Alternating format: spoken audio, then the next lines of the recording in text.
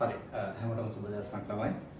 අපි දැන් මේ අද කතා කරන්න යන්නේ අපේ පෙරහුරු ප්‍රශ්න පත්‍රයේ MCQ කොටස.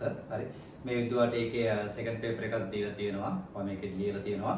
සහ මෙන්න මේ ප්‍රශ්න පත්‍ර අංක 1 MCQ කොටසේ ලකුණු ටික ඔයාලා දැන්ට හම්බෙලා තියෙනවා. ඔයාලා පොඩ්ඩක් චෙක් කරලා බලන්න. ඔයාට වැරදිච්ච තැන් ටික මොනවද? ඒ වරදින්න හේතු ටික මොනවද කියලා පොඩ්ඩක් චෙක් කරලා බලලා මේ කියන කොටසෙන් මේ සාකච්ඡාවෙන් ඔයාට වැරදිච්ච ස්ථාන ටික ඉක්මනින් තෝරලා අරගෙන ඒවා නිවැරදි කර ගැනීම ළමයි කරගන්න ඕනේ. කාරණා පැහැදිලිද? හරි. අපි එහෙනම් අපේ ප්‍රශ්න පත්‍ර සාකච්ඡාවේ MCQ එකේ පළවෙනි ප්‍රශ්නේ සාකච්ඡා කරන්න යන්න.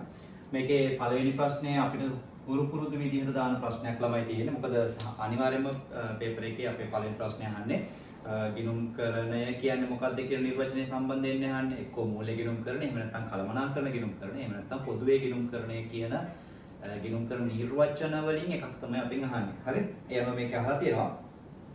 පහත සඳහන් ප්‍රකාශ අතරින් මූල්‍ය ගිණුම්කරණයේ මූලික පරමාර්ථය. right. එතකොට ඔයාට උත්තර බලන්න කලින් උත්තරේ වගේ ඔළුවට අදහසක් එන්න ඕන. හරි? මූලික පරමාර්ථය කාගේද මූල්‍ය ගිණුම්කරණය? හරි? මූල්‍ය ගිණුම්කරණයේ මූලික පරමාර්ථය. right. එතකොට මූල්‍ය ගිණුම්කරණයේ මූලික පරමාර්ථය වෙන්නේ මොකද ළමයි?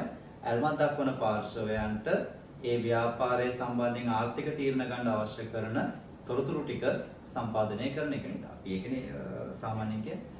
හරි. එහෙනම් අපිට මේකේ අංක 3 උත්තරේ විදිහට ගන්න පුළුවන්. ආයතනය පිළිබඳ ඇල්මක් දක්වන බාහිර පාර්ශවයන්ට තීරණ ගැනීම සඳහා අවශ්‍ය කරන තොරතුරු සැපයීම. ඔන්නක තමයි ඒතර මූල්‍ය ගිණුම්කරණයේ මූලික පරමාර්ථය හැට ගන්න පුළුවන්. මේ දීලා තියෙන උත්තර පහත් එක්ක සංසන්දනය කරාම අපිට ওই උත්තරේ තමයි වඩාත් නිවැරදි උත්තරය කියලා ගන්න පුළුවන්. කාරණා පැහැදිලි නේද? හරි. එහෙනම් ඔන්න ප්‍රශ්න අංක 1ට උත්තරේ ප්‍රශ්න අංක 1ට උත්තරේ පුතේ අංක 3. හරි. අංක 3 තමයි ප්‍රශ්න අංක 1ට උත්තරේ වෙන්නේ. හරි. එතකොට ප්‍රශ්න අංක 2ට යනවා. ප්‍රශ්න අංක 2 අපිට දාලා තියෙන්නේ ගිණුම්කරණ සමීකරණේ. එතකොට ගාණේ කියලා පැහැදිලිව ප්‍රශ්න අංක 2 3 4 5 ප්‍රශ්න 4ක් තියෙනවා ළමයි. මෙන්න මේ ප්‍රශ්න වලට පිළිතුරු සපයන පහත් තොරතුරු භාවිතා කරමුලු. මේ මම නිකන් බලන්න ප්‍රශ්න අංක 2 3 4 5 මොනවද මේ අහලා තියෙන්නේ කියලා. හරි. ප්‍රශ්න අංක 2 අහලා තියෙන්නේ ගනුදෙනු අංක 2 3 4 5 සටහන් කරන්න භාවිතා කරන මූලාශ්‍ර ලේඛන. ගනුදෙනු අංක 2 3 4 5 සටහන් කරන්න භාවිතා කරන මූලාශ්‍ර ලේඛන මොනවද කියලා අහනවා. හරි. මූලාශ්‍ර ලේඛන මොනවද කියලා අහනවා. ඊට පස්සේ අහනවා ළමයි ප්‍රශ්න අංක 3 අහනවා 2 3 4 5. ප්‍රශ්න අංක 3 අහනවා 2 3 4 5 හි සුද්ධ බලපෑම. ඒ කියන්නේ මේ ගනුදෙනු අංක 2 3 4 5 ඔක්කොම ටික දැම්මට පස්සේ මෙන්න මේ සුද්ධ ගිණුම් කරන සමීකරණය මොකක්ද කියලා අහනවා. මම ඒකට මෙහෙම දාගන්න දැනට. වත්කම් ගානේ තියෙන විදිහටම ගන්න ඕන. වගකීම් ධන හිමිකම්. හරිද? එතකොට අහන්නේ ප්‍රශ්න ගනුදෙනු අංක 2 3 4 5. 2 3 4 5. හරි? 2 3 4 5. ඊළඟට ප්‍රශ්න අංක 4න් අහලා තියෙනවා.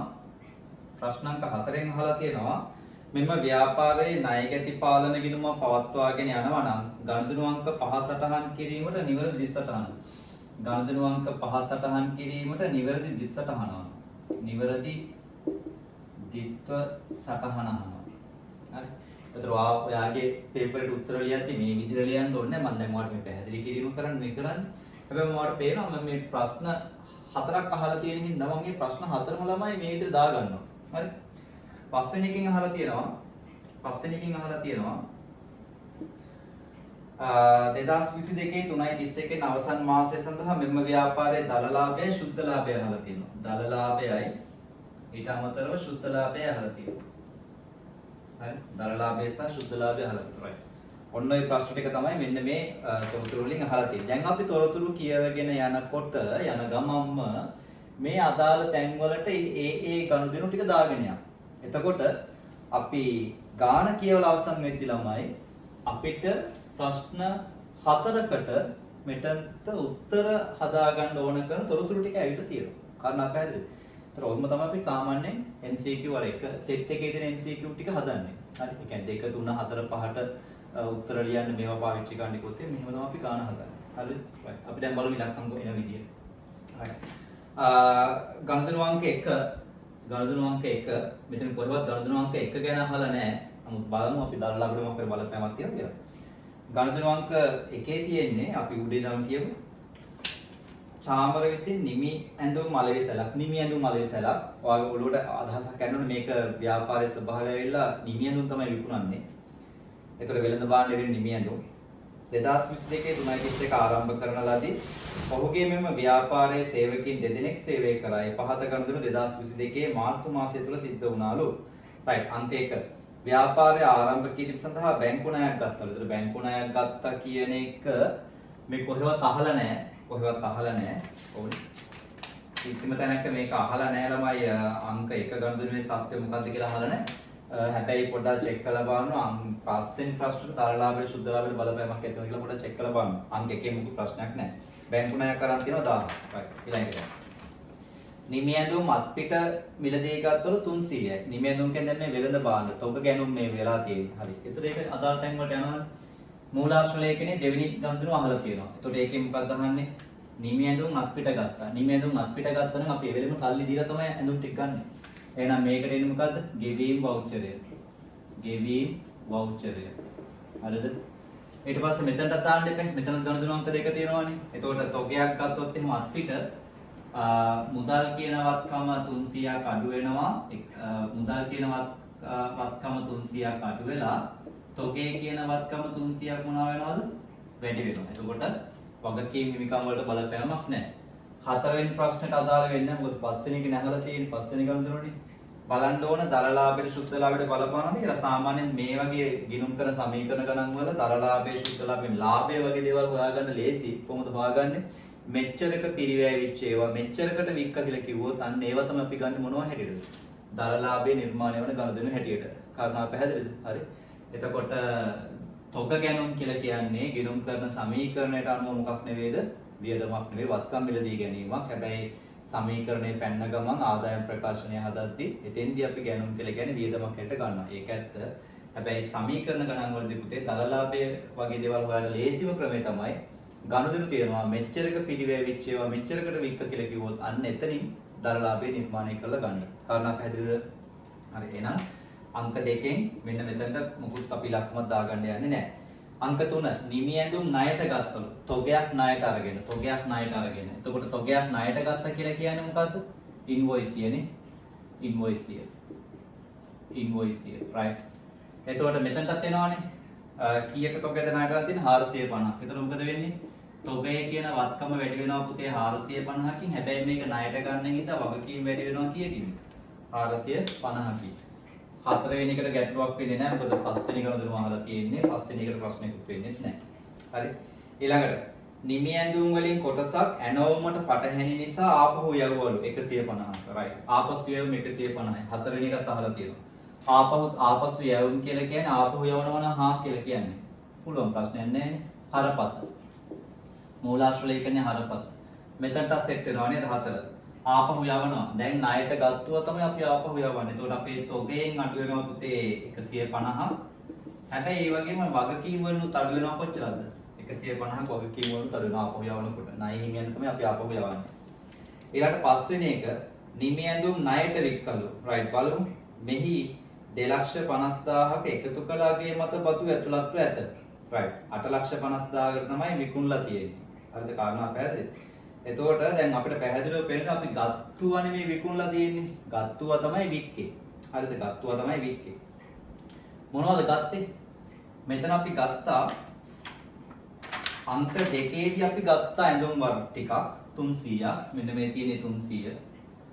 අංක 3ේදීත් අපි ඇඳුම් ණයට ගත්තා 450ක්. එතකොට මේ තියෙන්නේ 300යි 450යි කියලා කියන එතකොට 750යි. 300යි 450යි කියලා කියන්නේ එතකොට 750යි නේද? ඒකෙන් 150ක ඇඳුම් යවුවනේ. ඒ කියන්නේ 150ක ඇඳුම් යවුව කියලා කියන්නේ දැනට අපි ගාව තියෙන්නේ ළමයි රුපියල් කීයක ඇඳුම් විතරද? කීයක පිරිවැයවිච්ච ඇඳුම්ද අපි ගාව දැන් තියෙන්නේ? 600ක පිරිවැයවිච්ච ඇඳුම් තමයි අපි ගාව ඉතිරි වෙලා තියෙන්නේ. කොයි වචන ටික පැහැදිලිද? 600ක පිරිවැයවිච්ච ඇඳුම් තමයි අපි ගාව ඉතිරි වෙලා තියෙන්නේ. එතකොට මේ 600ක පිරිවැයවිච්ච ඇඳුම් 600ක පිරිවැය වෙච්ච ඇඳුම් අපි කීයකටද විකුණලා තියෙන්නේ? 250ක එකතු කළාගේ මත බදු වැට් එකක් ගහලා 850කට විකුණලා. රයිට්. 850කට විකුණලා. හැබැයි මේ 850 ඇතුලේ තියෙනවා කීයක වැට් එකක්ද? 250ක වැට් එකක්. පැහැදිලිද? 850 ඇතුලේ තියෙනවා 250ක වැට් එකක්. මේ 850 ඇතුලේ තියෙනවා 250ක වැට් එකක්. හරි. එතකොට අපි සාමාන්‍යයෙන් දන්නවා මේ වැට් එක අපිට අයිති නෑ ළමයි. එතකොට 850න් 250ක් අයින් කරාම ඇත්තටම එන්නේ 600යි නේද? ඔව්නේ 600යි එන්නේ. කාරණා පැහැදිලි? 600යි එන්නේ. ඒ කියන්නේ මෙහෙම බලද්දි මෙහෙම දෙයක් අපිට පේන්නේ නේද ළමයි? ඒ කියන්නේ right ඔව්. ඒ කියන්නේ 600ක පිරිවැයවිච්ච ඒවා කීයකටමද විකුණලා තියෙන්නේ? 600කටම විකුණලා තියෙනවා මම දන්නේ නැහැ කියලා. 600ක පිරිවැයවිච්ච ඒවා 600කටම විකුණලා තියෙනවා 250ක් වැට් එකේ. ඒක ලාභයක් නිර්මාණය වෙන්නේ නැහැ ඒකේ. අපි බලමු මොකක්ද මේකේ කියලා. හරි. right. අපේ කතාව මෙහෙම කතාවක් කියලා තියෙනවා. හරි. මාසය තුල විකුණු භාණ්ඩවල පිරිවැය 360යි. right. එහෙනම් මෙච්චර කතා කරන්න ඕනේ නැහැ. හරි. මාසය තුල විකුණු භාණ්ඩවල පිරිවැය 360යි. right. 1 2 3. හරි. එතකොට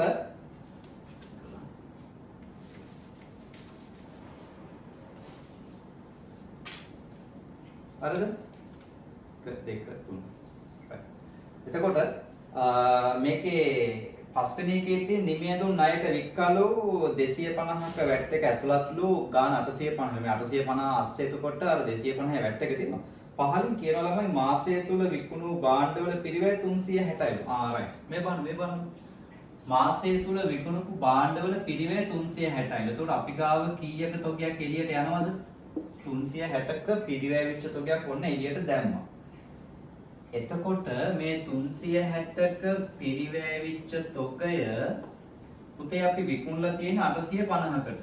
එතකොට ළමයිට හිතා යාෂෝ. එතකොට මේ තියෙන විකුණුම් මිලනේ. විකුණුම් මිල වැට් සහිතව හැබැයි වැට් සහිතයි. එතකොට හිතේ ෂෝක් මාරු ඇයි 360කේ 850කට වික්කට පස්සේ සෑහෙන ලොකු ලාභයක් තියෙනවනේ කියලා.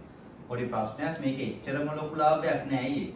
මේ 850න් 250ක් වැට් එක. 250ක් වැට් එක. තේරුණාද? එතකොට 600යි වැට් රහිත එක. වැට් රහිතගේ 600. ඔයාලට ඒ කාරණා පැහැදිලිද? මොකද 850 250ක වැට් එකක් තියෙන කතාවක් කිව්වනේ. එතකොට 600යි වැට් රහිතගේ. එහෙනම් මේ බලන්නකො 360ක පිරිවැය වෙච්ච තොගයක් එළියට යනවා ඒක හරි. හරිද? අපිට අතට සල්ලි කීයක් හම්බ වෙනවද? අතරනේ ණයටනේ විකුණලා තියෙන්නේ. right. කොහොමුණක් කමන්නේ ණය ගැතියක් නිර්මාණය වෙනවා 850ක. එහෙනම් ණය ගැතියෝ කියන වත්කම් වැඩි වෙනවා පුතේ 850ක. ඒක තේරුණානේ? 850ක. එතකොට අපිට හිතෙනවානේ මෙන්න මේ 360යි 850 අතර ලාභයක් නිර්මාණය කියලා. එච්චර ලාභයක් නිර්මාණය වෙන්නේ නැහැ පුතේ. අපිට ලාභේ නිර්මාණය මෙන්න මේ දෙන්න අතරේ. 360යි 600 අතර තමයි ලාභේ නිර්මාණය වෙන්නේ. පැහැදිලිද? එතකොට මොකද 850ක් ආවට පන් 250ක් රජයට ගෙවන්න දෙපැනේ. එතකොට 250ක් රජයට ගෙවන්න ඕනේ කියන්නේ ඒක අපේ වගකීමක් නේද? මොනවා වගකීම් වැඩි වෙනවා 250. right. එතකොට 360ක් එළියට දැම්මා 850ක් සල්ලි ණය ගැතියෙක් නිර්මාණය වුණා. ප්‍රශ්නේ තියෙන්නේ මිනිස්සයාට සල්ලි හම්බෙද්දී අපි අර 250ක් රජයට ගෙවන්න ඕන වගකීමක්. එතකොට ලාභය නිර්මාණ 360 සිට 600 දක්වා ලාභයක් නිර්මාණ කොච්චරකද? 240කනේ. මේ අතර ગેප් එක 240 යනවා. එහෙනම් ලාභයක් නිර්මාණ 240ක. එහෙනම් හිමිකම වැඩි වෙනවා කොයියකින්ද? 240කින් හිමිකම වැඩි වෙනවා. කාරණා පැහැදිලි 240කින් ඔන්න හිමිකම වැඩි වෙන්න පටන් ගන්නවා. කතාව ටික තේරුණාද? හරි. ආපහු කිව්වොත් එහෙම පිරිවැය 360යි 850කට ණයට වික්කා 850 ඇතුලේ 250ක් වැට් එක තියෙනවලු. එහෙනම් වැට් රහිත විකුණුම් ප්‍රමාණය 600. එහෙනම් අපිට ලාභය ගන්න වෙන්නේ 360කේව ඇත්තටම විකුණලා තියෙන 600කට. පැහැදිලිද? ඒතකොට 240ක ලාභයක් එනවා. සල්ලි ණය ගැතියෙක් එනවනේ 850. එහෙනම් 850කින් වත්කම වැඩි වෙනවා. 850ක ණය ගැතියෙක් ආවට ඒ එන ණය ගැතියගෙන් 250ක් කවදාද දවසක රජයට ගෙවන්න ඕන. ඒ කියන්නේ වගකීමක් නිර්මාණ 250. කාරණා පැහැදිලි? හරි. ඒතර ඔන්නෝම තමයි ඔය කතාව උතන සෙට් වෙන්නේ. right. මෙතනට આવත් මෙතනත් අහලා පස්වෙනි එක අහලා තියෙනවා. මූලාශ්‍රය කියන්නේ මෙතන වෙලා තියෙන ණයට විකිණීමක්. ණයට විකිණීමක් කියලා කියන්නේ පුතේ විකුණුම් ඉන්වොයිස් එක. විකුණුම් ඉන්වොයිස් එක. තේරුණාද? විකුණුම් ඉන්වොයිස් එක හේවත් ඉන්වොයිස් එක. හරි. මේක ඇවිල්ලා ගැනුම් ඉන්වොයිස් එක නේද? ගැනුම් ඉන්වොයිස් එක. තේරුණාද? right පහ නිවැරදි දිශටහන තහදන මේ ASCII. නිවැරදි දිශටහන තහදන මොකක්ද නිවැරදි දිශටහන? වික්කනේ නේද? වික්ක කියලා කියන්නේ විකුණුම් ගිණුම මොනවද? විකුණුම් ගිණුම අනිවාර්යෙන් බැර පුතේ. හරි මේ බලන්න. විකුණුම් ටික විකුණුම් ගිණුමට බැර. මම මේ හරලියක් ඉඳ තියලා ලියන්නේ. වැරද්දක් නැහැ. විකුණුම් ටික විකුණුම් ගිණුමට බැර.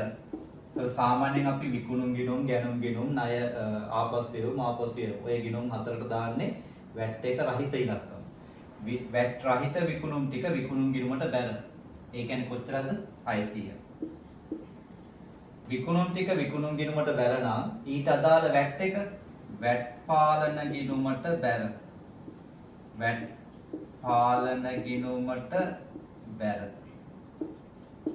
කීයද? 250. ඔක්කොම ටික අත්පිට වික්කන මුදල් හර ණයට වික්කන ණය ගැති පාලන හර. ණය ගැති පාලන ගිණුමට හර ඔක්කොම ටික කියන්නේ කීයද ළමයි? 850. දැක්කද ලස්සන මේ ඉස්සරහ නිර්මාණය කරගත්තු විදිය.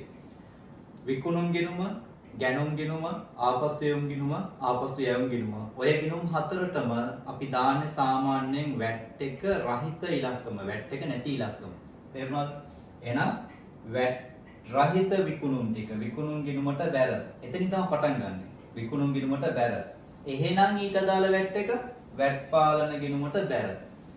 විකුණුම් බැර නම් ඊට අදාළ වැට් එක වැට් පාලන බැර. ගැනුම් හරනේ. එහෙනම් ඊට අදාළ වැට් එක වැට් පාලන හර. ආපසු යවුම් බැරනේ. ආපසු යවුම් බැර නම් ඊට අදාළ වැට් එක වැට් පාලන ගිණුමට බැර. ආපසු යවුම් ගිණුම හරනේ. එහෙනම් ඊට අදාළ වැට් එක වැට් පාලන ගිණුමට හර. කොහොමද මතක තියාගන්න. විකුණුම් ටික විකුණුම් ගිණුමට බැර නම් ඊට අදාළ වැට් එක පුතේ වැට් පාලන ගිණුමට බැර. ඔක්කොම ටික අත්පිට වික්කන මුදල් හර ණයට වික්කන ණය ගැති හර. කාරණා පැහැදිලිද? ඔන්න එතන දාගත්තා. මෙතනත් ඒක අතව සෙට් කරනවා මෙතනත් ඒක අතව සෙට් කරනවා. මොකද දල්ලාභයක් විතර නිර්මාණ පුතේ විකුණුම් මත දල්ලාභයක් නිර්මාණ කීයක ලාභයද මේ? එහෙනම් අපි හොයාගත්ත එක දැන්. 240ක ඔන්න දල්ලාභයක් නිර්මාණය වුණා. 240ක. පැහැදිලිද? මම ඔයාලට කියන්නේ සමීකරණ වලදී මේක තමයි ලේසිම. ඊළඟට 6 වෙනි එක. සේවක වැටුප් ගෙවුණු 120ක්. හරි. මේ කොහෙවත් 6 අහලා නැහැ ළමයි. 6 අහලා නැහැ. මෙතනට අපි 6 සෙට් වෙනවා. මොකද සේවක වැටුප්. ඊට කලින් මම තව පොඩි කතාවක් කියන්නම්. සුද්ධ ලාභය හැදෙන්නේ දල ලාභයට වෙනත් ආදායම් එකතු කරලා වියදම් අඩු කරලානේ නේද? එහෙනම් දල ලාභයට බලපාන හැම ගණන්දෙනුවක්ම කාටවත් බලපානවද? සුද්ධ ලාභයට බලපානවා. දල ලාභය 240ක් නිර්මාණය වුණා කියලා කියන්නේ සුද්ධ ලාභයත් ඇත්තටම කීයකින් වැඩි වෙනවද? 240කින් වැඩි වෙනවා. කාරණා පැහැදිලිද? මම මේ කතාව කලින් පේපර් එකේ කියලා දුන්නා. දල ලාභයට තියෙන හැම දෙයක්ම සුද්ධ ලාභයට බලපානවා කියලා. කාරණා පැහැදිලිද? මේකේ 6 වෙනි එක සේවක වැටුප් ගෙවලා 120ක්. සේවක වැටුප්. ඒතකොට සේවක වැටුප් දල ලාභයට බලපාන්නේ නැහැ නේ. ඒක වියදමක්. නේද? සුද්ධ ලාභය මොනවා වෙන්න බලපාන එකද ඒතකොට? අඩු වෙන්න බලපාන එක. මේ සුද්ධ ලාභය අඩු වෙන්න බලපාන එක. තේරුණාද? පහළ මාසය තුල විකුණු භාණ්ඩවල පිරිවැය 360 අපි ඒක දැන් තමයි පාවිච්චි කළා. 90000ක විදුලි වියදමක් මාසයේ අවසානයේ ගෙවීමට තිබ්බලු. ගෙවීමට තිබ්බා වුණාට ඉතින් ඒක කාල සීමාවට අදාළද නැද්ද? අදාළයි. අදාළ නම් ගෙවුවද නැද්ද කියලා නෑ හොඳේ. ලාභයට ගන්නවා. එහෙනම් විදුලි වියදම් 90000ත් ලාභය අඩු වෙන්න බලපාන හේතුව. ගැනුම් සහ අනිකුත් වියදම් සඳහා එකතු කළාගේ මත බදු මොනවා වෙන්නේ නැරුද? ගාණ කියන අදාළ වෙන්නේ නැහැ. right. ඔන්න අපි ගාණ කියවලා ඉවරනකොට ප්‍රශ්න 4කට ඕන කරන උත්තර හොයන්න ඕන කරන තොරතුරු ටික අපි බෝඩ් එකට අදාළ තැනට ගෙනාවා. හරි අපේ. දැන් අපිට පුළුවන් මේ වගේ උත්තර ගන්න. බලමු. ප්‍රශ්නකට දෙක සම්පූර්ණයි. ගෙවීම් වවුචරේ මේ ගානේ තියෙන වවුචරේ කියලා. ඉන්වොයිසිය, හරපත ඉන්වොයිසිය. වවුචරේ ඉන්වොයිසිය, හරපත ඉන්වොයිසිය මේක තියෙනවා ළමයි පිළිතුරු අංක 3. මෙයා තියෙනවා පිළිතුරු අංක 3. බලන්න කොච්චර ලේසිද කියලා. පිළිතුරු අංක 3. 4ට ඉතින් sorry 3ට නේද? 3ට මෙන්න මේක ඉතින් අපි එකතු කිරීම අඩු කිරීම කරලා බලන්න ගාන කීයද කියලා. බලමු මේකත් ඉක්මනින්. මෙයා ක්ලියර්නේ 240යි. එයා පැහැදිලිනේ. එක ඉලක්ක වෙන්නේ 240යි. මෙතනින් බලමු 450යි 450 150 කඩු කරාම පුතේ 200යි නේද? 450යි නෝ 150 කඩු කරාම 200යි නේ 300යි. 300 තව 250 කියු කරොත් එහෙම 300ට 250 කියු කරොත් එහෙම ගානක් කියද 550යි නේ 550යි. ඒ කියන්නේ මෙතනට අනිවාර්යෙන් එන්න ඕන ළමයි 0යි 5යි 4යි 9යි 5යි 2යි 7යි 790. එහෙනම් වත්කම් 790යි වගකීම 550යි. එනිකම 240 භාණ්ඩයේ උත්තරේ තියෙනවා පිළිතුරු අංක 2 3ට උත්තරේ 2 3ට උත්තරේ 2 අන්න පැහැදිලි 4 මේ තියෙන්නේ ණයගැති පාලන හර විකුණුම් බැර වැට් පාලන බැර පාන එහෙම ගත්තද කියලා ණයගැති පාලන හර 850යි වැට් පාලන බැර 250යි විකුණුම් බැර 600යි right ඒක තියෙනවා පිළිතුරු අංක කීයද 4ට උත්තරේ 4යි 4 තියෙනවනේ 4 තියෙනවා 5 මේක මේ අතුලනය කරගත්තා නම් 5ට අපිට උත්තරයක් ගන්න පුළුවන් right එතකොට දල ලාභය ළමයි 240යි දල ලාභය 240 ලාභයක් තියෙන්නේ right එතකොට සුද්ධ ලාභය ගත්තොත් එහෙම මෙතන 240න් 120කුයි 90කුයි අඩු වෙන්න ඕන හරි එතකොට 240කින් 120කුයි 90කුයි අපි අඩු කරොත් එහෙම උත්තරයක් ගන්න 30 කියලා උත්තරයක් ධන 30ක් ලාභයක් තියෙන බාට ඇත්තටම මේ උත්තර දෙන්න ඕන 240යි 30යි තියෙනනේ ධන 240 දල ලාභය 240 සුද්ධ ලාභය 30යි 5ට උත්තරේ තියෙන ළමයි පිළිතුරු අංක 2 5ට උත්තරේ පිළිතුරු අංක 2 ගන්න පැහැදිලි බොහොම ලේසි දැක්කා මේ ගණන් හදන්නේ මෙහෙම ළමයි ඒක තමයි අපිට කාලය ඉතිරි කරගන්න පුළුවන් වෙන්නේ කතා තේරුණාද එහෙම නැත්නම් අපි දෙවෙනි ගානට ඔන්න ගානම කියවනවා උත්තර ගන්නවා තුන්වෙනි ගානට ආපහු ගාන මුල ඉඳලා කියවනවා උත්තර ගන්නවා හතරවෙනි එකට ආපහු කියවනවා පහට ආපහු කියවනවා ඒ කියන්නේ බං ගණන් පහක් තිබ්බොත් එහෙම බං අපි පස් පාරක් ගාන කියවනවා. පැහැදිලි? එහෙම කරන්න බෑ ළමයි. හරි. ඒ නිසා ගණන් හදන විදිහක් තියෙනවා. හරි. යන්නේ විදිහට ගණන් හදන්න හුරු වෙන්න ඕන ඔයා. හරි. ඒක හුරු වෙන්න. මේ ගණන දේවල් වලින් ඒවා හුරු කර ඔයා තේරුම් අරගෙන හුරු වෙන්න ඕන. අපා පැහැදිලි? එහෙනම් ඒතර ගාන කියවල ඉවරනකොට ප්‍රශ්න 4කට ඔන්න උත්තර ලියලා ඉවරයි.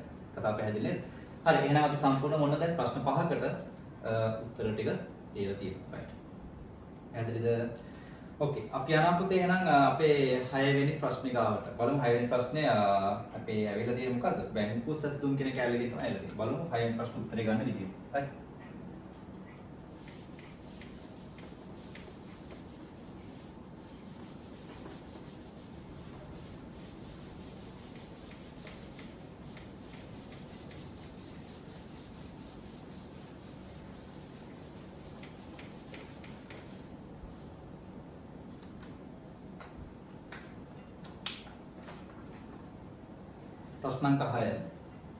ප්‍රශ්නාංක 6 බැංකු සැසඳුමකින් තමයි ප්‍රශ්නේ අහලා තියෙන්නේ තොරතුරු දීලා තියෙන්නේ අපෙන් අහන්නේ මුදල් ගිණුමේ ශේෂය මූල්‍ය තත්ත්ව ප්‍රකාශනයේ දැක්විය යුතු මුදල් ශේෂය සාමාන්‍ය මූල්‍ය තත්ත්ව ප්‍රකාශනයේ දැක්විය යුතු මුදල් ශේෂය කියලා කියන්නේ ළමයි සංශෝධිත මුදල් ගිණුමේ ශේෂයට මෙතන අනිත් පැත්තේ මුදල් ගිණුමේ ශේෂය තමයි ඒ කියන්නේ මේ නොකිය අහන්නේ එතකොට මේ ව්‍යාපාරය සකස් කරපු මුදල් ගිණුමේ ශේෂය ගානේ අහලා තියෙන එක බලමු 2000 අපි අන්තිමට වාක්‍ය කියවලා බලමු 2022 3.31 දිනට ව්‍යාපාරයේ විසින් පිළියෙල කළ ව්‍යාපාරයේ විසින් හදපු මුදල් ගිණුමේ ශේෂය සහ එදිනට මූල්‍ය දත්ත ප්‍රකාශනයේ නිරූපණය කළ යුතු මුදල් ගිණුමේ ශේෂය කීයද කියලා අහනවා right ව්‍යාපාරයේ හදපු මුදල් ගිණුමේ ශේෂය කීයද මූල්‍ය දත්ත ප්‍රකාශනයේ පෙන්වන්න ඕන මුදල් ශේෂය කීයද සංශෝධිත ශේෂය කීයද ව්‍යාපාරයක් සියලුම මුදල් ගනුදෙනු බැංකු ජංගම ගිණුමක් මගින් සිදු කරයි 2022 3.1 දිනට මාර්තු 1 වෙනිදාට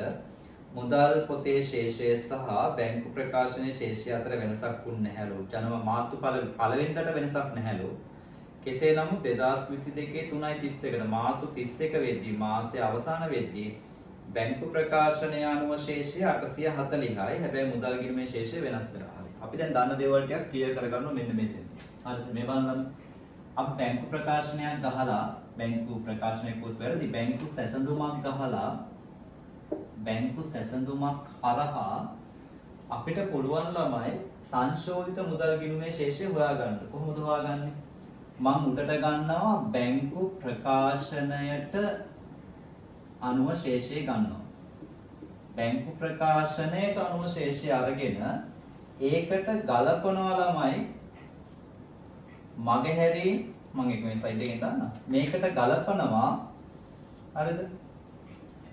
මගහැරීම් ටික ගලපනවා. මගහැරීම් නෙමෙයි. මේකට ගලපනවා කාල වෙනස් වීම. මේකට ගලපනවා කාල වෙනස් වීම සහ බැංකුව කළ වැරදි. මෙන්න මේ දෙන්න විතරක් ගලපනවා. කවුද ගලපන්නේ? බැංකු ප්‍රකාශනයට අනුව ශේෂයට බං ගලපනවා කාල වෙනස් වීම සහ බැංකුව කළ වැරදි පමණක් ගලපනවා. අන්නේ පමණක් ගැලපුවොත් එහෙම මතක තියාගන්න අපිට ලැබෙනවනේ උත්තරය. අන්නේ උත්තරය අපිට ලැබෙන්නේ සංශෝධිත බැංකු ගිණුමේ ශේෂය. කාරණා පැහැදිලි? සංශෝධිත බැංකු ගිණුමේ ශේෂය තමයි ලැබෙන්නේ. හැබැයි කවුරු විතරක් ගලපන්න ඕනද ළමයි? කාල වෙනස් වීම සහ බැංකුව කළ වැරදි විතරක් ගලපන්න ඕන. කාට විතරක් ගලපන්න ඕනද? බැංකු ප්‍රකාශනයට අනුව ශේෂයට විතරක් ගලපන්න ඕන. කාරණා පැහැදිලි? මට මෙතන සංශෝධිත බැංකු ගිණුමේ ශේෂය ගන්න පුළුවන්. ඒක අපෙන් අහලා තියෙන ප්‍රශ්නයක් හැටියට. right. මට එතනින් උත්තරේ ගන්න පුළුවන්. ඊළඟට මම දන්න මෙහෙම තව දෙයක් දන්නවනේ. සංශෝධිත බැංකු ගිණුම අපිට හදන්න පුළුවන් නේද ළමයි? ගිණුමක් විදිහට. අපි ඉතින් ගන්නවානේ ව්‍යාපාරය හදපු මුදල් ගිණුමේ ශේෂය උඩින් දාලා නේද? උඩින් දාලා මේකට මෙන්න මේ සයිඩ් එකට දානවා ළමයි මගහැරුණු ලැබීම්. මෙන්න මේ පැත්තට දානවා මොනවද? මගහැරුණු ගෙවීම්.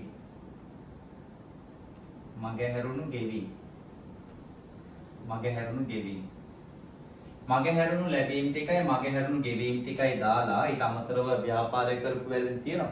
ඒතර මට නිශ්චිතව කියන්න බෑනේ ව්‍යාපාරය කරපු වැරදි හර පැත්තටම දාන්න බැර පැත්තටම දාන්න කියලා කියන්න බෑනේ. ඒක ව්‍යාපාරයේ වැරද්ද ස්වභාවය අනුව වෙනස් වෙනවා. හරිද? ඒ නිසා වැරදිත් දානවා ව්‍යාපාරය කරපු වැරදිත් දානවා. ඒතකොට ඒක මට නිශ්චිතව කියන්න බෑ හර පැත්තටද බැර පැත්තටද කියලා කියන්න බෑ. වැරද්දේ ස්වභාවය අනුව එයා වෙනස් වෙනවා. එයාත් දාන්න ඕන. දාලා මගහැරුණු ලැබීම් ටිකයි මගහැරුණු ගෙවීම් ටිකයි දැම්මට පස්සේ අපිට අවසානයේ ලැබෙනවා ළමයි සංශෝධිත මුදල් ගිණුමේ ශේෂය. ඒ කියන්නේ සාමාන්‍ය අපිට හම්බෙන්නේ සාමාන්‍යයෙන් හම්බෙන දාන ශේෂයක්. ඒ කියන්නේ බැල පැත්තෙන් පාගේ හර පැත්තෙන් ඊගේ. මේ ඉන්නේ කාගේ ශේෂයද? සංශෝධිත මුදල් ගිණුමේ ශේෂය තමයි ලැබෙන්නේ. මෙතනින් ලැබෙන්නේ ඒ උත්තරෙමයි නේද ළමයි? සංශෝධිත මුදල් ගිණුමේ ශේෂය මෙතින්ම ලැබෙන්නේ. මම දැන් මෙහෙම කියන්නේ. මම මෙතනින් ඒ කියලා උත්තරයක් අරගෙන ඒ උත්තරේ මට මෙතනට ආදේශ කරන්න පුළුවන්. හැයි මෙතනින් අපිට හම්බෙන්නේ සංශෝධිත මුදල් ගිණුමේ ශේෂයනේ. හරිද? මෙතන තියෙන්නේ කවුද? සංශෝධිත මුදල් ගිණුමේ හෙවත් බැංකු ගිණුමේ ශේෂය තියෙන්නේ. හරි. ඊට පහලින් මෙහෙම මෙතන මෙහා කියනකොට මෙතනට එන්නේ එයා ඒ ඉලක්කමමනේ. හරි. ඊට මේ ටික ගලපලා පහල ඉඳලා උඩට ගියොත් එහෙම මට කවුරු හොයාගන්න පුළුවන්ද? ව්‍යාපාරය හදපු මුදල් ගිණුමේ ශේෂය හොයාගන්න පුළුවන්. කාරණාවක් හරි. ව්‍යාපාරය සකස් කරපු මුදල් ගිණුමේ ශේෂය හොයාගන්න. right.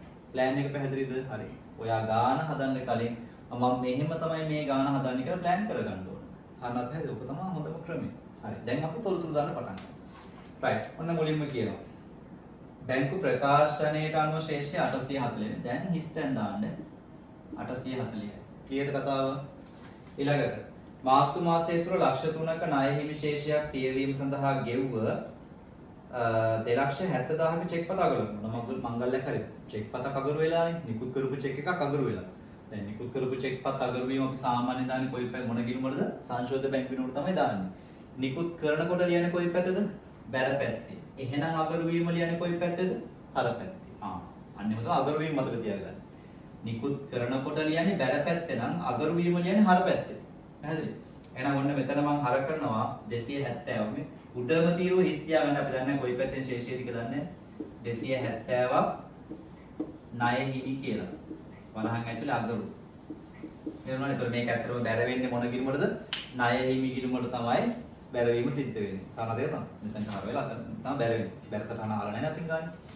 හරි ඊළඟට මාර්තු මාසය තුල තැන්පත් කරපු 256ක චෙක්පත් උපලබ්ධ වෙලා නැහැ. ඒක කාල වෙනස් වීමක්. හරි. තැන්පත් කරා උපලබ්ධ වුන්නේ නැහැ. උපලබ්ධ වුන්නේ නැහැ කියලා කියන්නේ account එකට සල්ලි වැටුන්නේ නැහැ කියන එක. අදහස එහෙමනේ.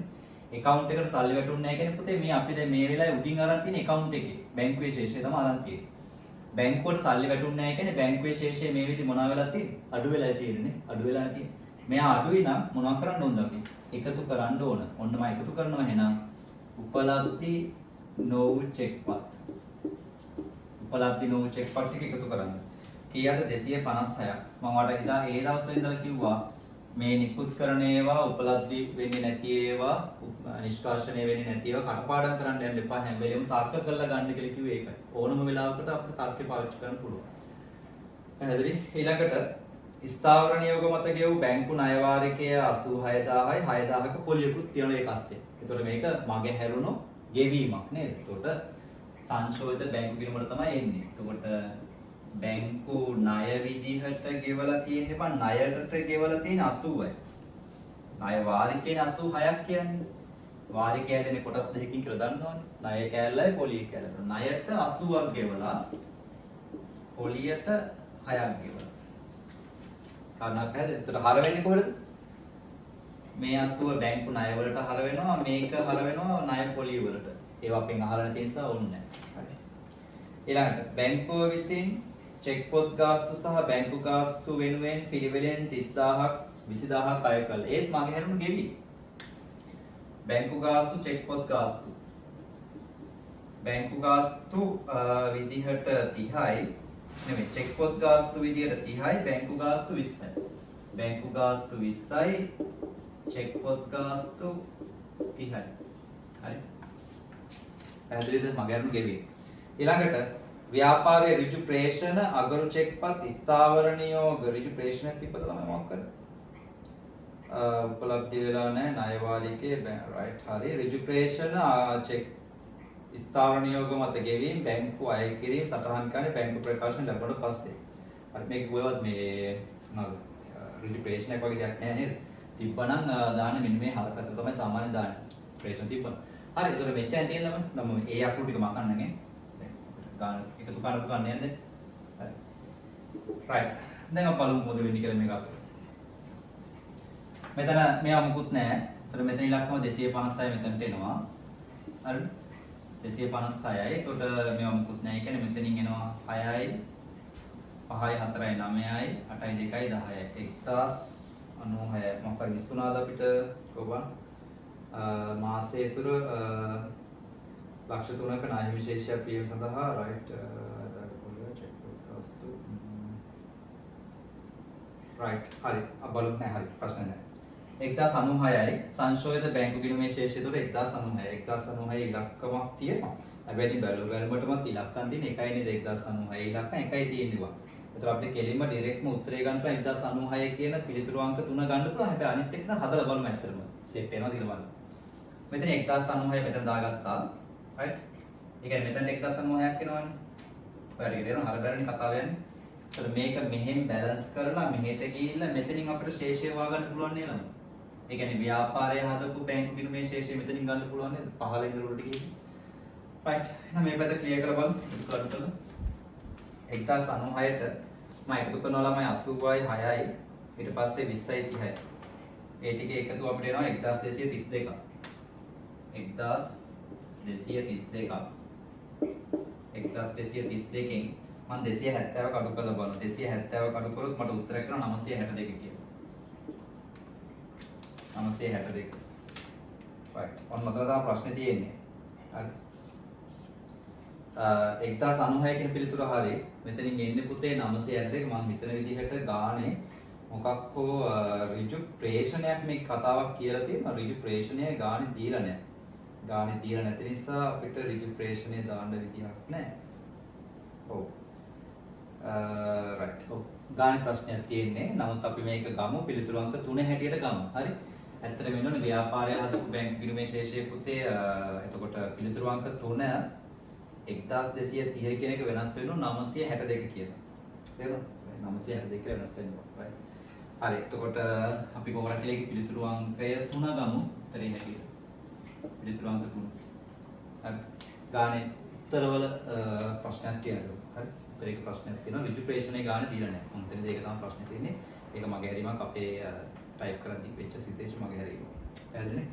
කොහොම හරි වේවා ප්‍රශ්නාංක 6 හදන්නේ නම් ඔන්න ආකාරයට තමයි ප්‍රශ්නාංක අපි 6 හදන්නේ. පැහැදිලිද කාරණා ටික මේ හදන දේවල් ටික මතක තියාගන්න. බැංකු ප්‍රකාශන අනුශේෂයට කාල වෙනස් වීම සහ බැංකුව කරපු වැරදි පමණක් ගැලපුවොත් එන්නේ කවුද? සංශෝධිත බැංකු ගිණුමේ ශේෂය. ඒතර සංශෝධිත බැංකු ගිණුමේ ශේෂය අවසාන ශේෂය හැටියට දාලා පහළින් ඉඳලා උඩට ගියාට පස්සේ අපිට එනවා මොකද? ව්‍යාපාර සකස් කරපු බැංකු ගිණුමේ ශේෂය අපිට උඩින් ලැබෙනවා. පාන තේරුණානේ? හරි. අමුන්නෝ තමයි ප්‍රශ්නාංක 6 හැදෙන්නේ ප්‍රශ්නාංක 7 right ප්‍රශ්න අංක 7 තියෙන ළමයි සංකල්ප ආශ්‍රයෙන් අහ ප්‍රශ්නයක් තියෙන්නේ. ABCD කියලා ප්‍රකාශන හතරක් තියෙනවා. ABCD කියලා. එතකොට අපෙන් අහන්නේ ගෙනුම් කරන සංකල්ප වලට අනුව පහත කුමන ප්‍රකාශය හෝ ප්‍රකාශන නිවැරදි වේද කියලා අහනවා. ආරක්ෂණ සංකල්පයට අනුව අසම්භාව්‍ය වගකීම් වෙනුවෙන් ප්‍රමාණවත් වෙන් කිරීමක් කරන්න ඕනේ. අසම්භාව්‍ය වගකීම් ඇති වේද? ඒ කියන්නේ යම් සිද්ධියක් හෝ සිද්ධි කිහිපයක සිදුවීම හෝ නොවීම මත ඇති විය හැකි වගකීම් තමයි ඇතිවිය හැකි වගකීම් තමයි අපි කියන අසම්භාව්‍ය වගකීමක් කියලා. එතකොට ඒකට අපි ආරක්ෂණ සංකල්ප වෙන යම් ප්‍රමාණවත් වෙන් කිරීමක් කරන්න ඕන. අසම්භාව්‍ය වත්කම් නම් පොත්වල මුකුත්ම ගලපන්න යන්නේ නැහැ. නමුත් අසම්භාව්‍ය වගකීමක් තිබ්බොත් අපි යම් ප්‍රමාණවත් වෙන් කිරීමක් ඒකට කරන්න ඕන. හරි. උපලබ්ධි සංකල්පයට අනුව ණයට විකුණෝ භාණ්ඩ ගනුදෙනු කර රැගෙන ගිය පසු උපලබ්ධ සංකල්පන අනුව මේ ආදායම හඳුන ගන්න ළමයි. ඒ කියන්නේ අපේ කියන්නේ තොගවල නැත්තම් භාණ්ඩවල අයිතිය ඒ නැත්තම් පාලනය විකුණුම් කරුගේ ගැනුම් කරුට මාරු වෙච්ච මොහොත තමයි ආදායම හඳුන ගන්න මොහොත කියලා අපි ගන්නෙ. එතකොට අපි අත්සන් කරා නම් අපි ඉන්වොයිස් වලට අත්සන් කරා නම් මේ දේවල් කරා නම් පුතේ අපි අයිතිකාරයා ඒ නැත්නම් ඒ ගනුදෙනුකාරයා භාණ්ඩ ටික අරගෙන ගියේ නැතත් අපිට පුළුවන් මොනව හඳුන ගන්නද? අයභාරය හඳුන ගන්න පුළුවන්. එහෙනම් භාණ්ඩ රැගෙන ගිය පසු අය ආදායම හඳුන ගන්නවා කියන එක වැරදි. පැහැදිලිද? ඒක වැරදි. මොකද ඒට කලින්ම අර අස්සම් කරන වෙලාවෙම ඉන්වොයිස් වලට වවුචර් වලට ලිපි ලේඛන වලට අස්සම් කරන මොහොතේම අපේ වත්කම් නැත්තම් භාණ්ඩවල අයිතිය විකුණුම් කරුගෙන් එහෙවත් අපෙන් ගනුදෙනු කරට මාරු වෙලා ඉවරයි. එහෙනම් B කියන ප්‍රකාශය පුතේ වැරදි. එතන වරදින්න හේතුව මේ එයා කියන්නේ ආදායම හඳුන ගන්න ඕන මොනවා ටික අරගෙන ගියාට පස්සේද? අර භාණ්ඩ ටික අරගෙන ගියාට පස්සේ. එහෙ නෑ. ඊට කලින් ආදායම හඳුන ගන්නවා. අඛණ්ඩ භවයේ සංකල්පයට අනුව ස්ථාවරවත්කම් පිරිවැයෙන් ස්ථාවරවත්කම් වල පිරිවැයෙන් ශ්‍රේ වෙන් කිරීම අඩු කරලා උනේ අපි අවුරුදු ගාණක් ව්‍යාපාරය දිගින් දිගටම පවතින ඉඳනේ පුතේ ස්ථාවරවත්කම් වල පිරිවැයෙන් ජංගමනවත්කම් වල පිරිවැයෙන් අපි ක්‍රමානුකූල ශ්‍රේ වෙන් කිරීමක් කරන්නේ. ඒකට C කියන ප්‍රකාශය හරි. D ඒකක සංකල්පයට අනුව ව්‍යාපාරයේ මුදලින් අයිතිකරුගේ රක්ෂණ වාරික පියවීම. ව්‍යාපාරයේ මුදලින් අයිතිකාරයාගේ රක්ෂණ වාරික පියවීම අපි සාමාන්‍ය හඳුන්වන්නේ ව්‍යාපාරයට ගැනිලි කියලා. හරිද? අයිතිකාරයාගේ වියදමක් හරි වගකීමක් හරි ව්‍යාපාරයේ සල්ලි වලින් ගෙවුවොත් ඒ ගැනිලි. ඒක ව්‍යාපාරයේ වියදමක් ලෙස සලකා ගැනීම ගත කරනවා නේ මම වල්පේ. ඒක ගැනිලි. ඒක වියදමක් නෙවෙයි පුතේ ගැනිලි. එහෙනම් D කියන ප්‍රකාශය වැරදි. එහෙම ගත්තොත් එහෙම A සහ C විතරයි හරි ළමයි. ඒතර පිළිතුරු අංක 2. පිළිතුරු අංක 2 තමයි 4ට උත්තරේ වලපත් වෙන්නේ. පැහැදිලි කාරණාව ප්‍රශ්න අංක 8. බලමු එයා මොනවද කියන්නේ කියලා. හරි. අපෙන් අහන්න බල අවසන් දරලාභය සුද්ධලාභය right. දැක්කම මේක දාගමු. දරලාභය සුද්ධලාභය ළමයි අපෙන් අහන්නේ. දරලාභය අහනවා ඊළඟට සුද්ධලාභය අහනවා. හරි. මම අර කිව්ව දේ ආපහු මතක් කරගන්න. දරලාභයට පහලින් තමයි සුද්ධලාභය තියෙන්නේ. ඒ කියන්නේ දරලාභයට බලපාන හැම දෙයක්ම කාට බලපානද ඒ විදිහටම සුද්ධලාභයට බලපානවා. නමුත් සුද්ධලාභයට බලපාන සමහරක් ඒවා කාට බලපාන්නේ නැද්ද? දරලාභයට බලපාන්නේ නැත. කාරණා පැහැදිලිද? දරලාභයට බලපාන්නේ නැහැ. හරි. right. මම අර මේ කලින් අර උදාහරණයක් ඔයාලට කරා. ගඟක් නැත්නම් ඇලක් කියලා මතක් කරගන්න කියලා කිව්වේ. එතකොට මේ ඇල උඩින්ම මොනවා හරි දෙයක් දැම්මොත් එහෙනම් පුතේ ඒක පහළට දිගටම එනවනේ. ඒක පහළට එනවනේ. හැබැයි ඇල මේ කියන්නේ ඇලේ මෙන්න මේ හරිය මොනවා හරි දෙයක් දැම්මොත් මේක උඩට යන්නේ නැහැ. ඒ කියන්නේ පහළට විතරයි යන්නේ. ඉතින් නම් පහළට තමයි යන්නේ. හරිද? ඒතර අපි මේක හිතාගත්තොත් මේ උඩ කෑල්ල දරලාභය පහළ කෑල්ල සුද්ධලාභය. එහෙම නැත්නම් මේකට වෙළඳ ගිණුම නේ. ඒතර මේක ලාභ ගිණුම. තේරුණා? එතකොට වෙළඳ ගිණුමට බලපාන හැම මගුලක්ම කාට බලපානවද? ලාභ ගිණුමේ සුද්ධ ලාභයට බලපානවා. හැබැයි සුද්ධ ලාභයට බලපාන හැම දෙයක්ම කාට බලපාන්නේ නැද්ද? උඩට ගිහිල්ලා ඇල ඉහළට ගිහිල්ලා බලපාන්නේ නැහැ ළමයි. කාරණා තේරුණා? ඔක පොඩ ගොඩේ දාගන්න. හරි. රයිට්. දැන් බලමු දැන් ගාන කියමු. ගාන කියවල ගමන් පට කර තොරතුරු මේක දැස්ස දාගමු. රයිට්. විකුණුම් 950යිලු. හරි. දරලාභය 620යිලු. පරිපාලන වියදම 220යිලු. බෙදා හැරීමේ වියදම 175යිලු. මූල්‍ය හා වෙනත් 110යිලු. මොකක්ද මේ කියන්නේ? කෙසේ වුවද කෙටුම්පත් මූල්‍ය ප්‍රකාශනය පිළිල කිරීමෙන් පස්සේ පහත දෑ හෙළිදරව් වියලු. හරි. මෙහෙම කරමු. මේ ඉලක්කම් ටික මේකට දාලා මේ කියන තොරතුරු ටික අපි ගලපමු. ඒක ලේසි වැඩේ. හරි. ඉස්සලා මේක කියනවා විකුණුම ඕනේ දරලාභය 620යිලු. හරි. දරලාභය 620යිලු. දරලාභය 620යිලු. ඒ බලපාන හැම මංගල්‍යයක්ම මෙතනට බලපානවා නේ.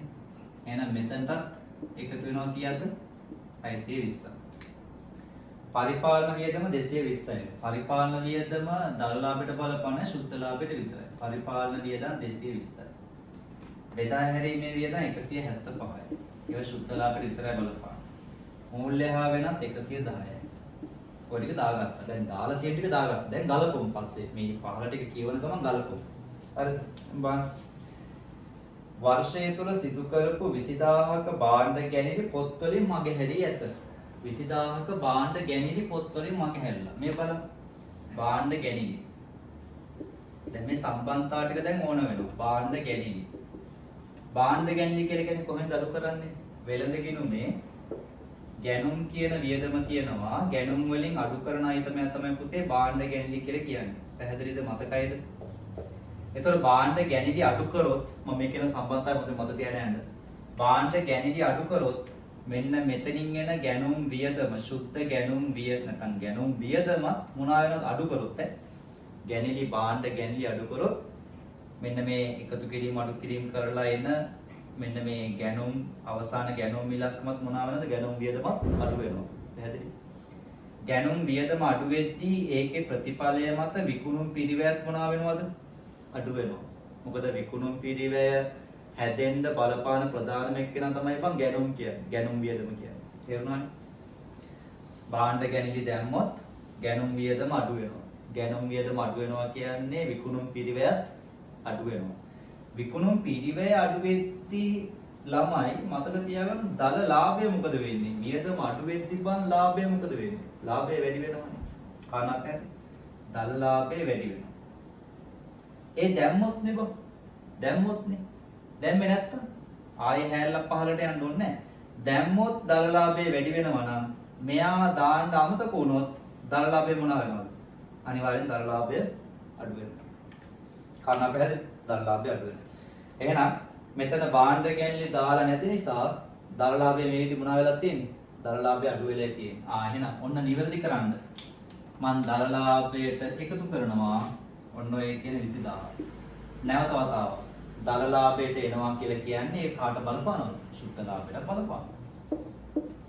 520. කාට කාරණේ පැහැදිලි? හරි තේරෙනවා. right. ඊළඟට පෙර වර්ෂයේදී කපාහල බොල් ණය 15000ක් වර්ෂය තුල මුදල් ලැබී ඇති අතර එය වෙනත් වියදම් වලට හර කරා. වෙනත් වියදම් වලට හර කරා කියලා කියන්නේ බා වියදමක් විදිහට දාලා මෙයක්. ඒ කියන්නේ බොල් ණය ආපසු ලැබීම අපි සාමාන්‍ය දැන් ලේසි භාෂාවෙන් ගමුකෝ බොල් ණය ආපසු ලැබීම අපි ආදායමක් කියලා ගන්න පුළුවන් වියදමේ අඩුවීමක් කියලා ගන්නත් පුළුවන් අපිට ලේසි තේරුම් ගන්න ආදායමක් කියලා ගන්නවා කියලා හිතුවොත් බොල් ණය ආපසු ලැබීම ආදායමක් හරිද එතකොට මෙයාලා වෙලා තියෙන්නේ මොකද්ද ආදායමක් විදිහට දාන්න ඕන එක වියදම් ගිණුමකට හර කරලා නොකියා කියන්නේ වියදම් ගිණුමකට වැඩි වියදම් ගිණුමකට දැම්මා කියලා කියනවට අමතරව මෙයා වියදම් ගිණුමකට හර කරා. වියදම් ගිණුමකට හර කරා කියලා කියන්නේ බා වියදම මොනවා වෙනවද? වියදම වැඩි වෙනවා. අන්න පැහැදිලිද?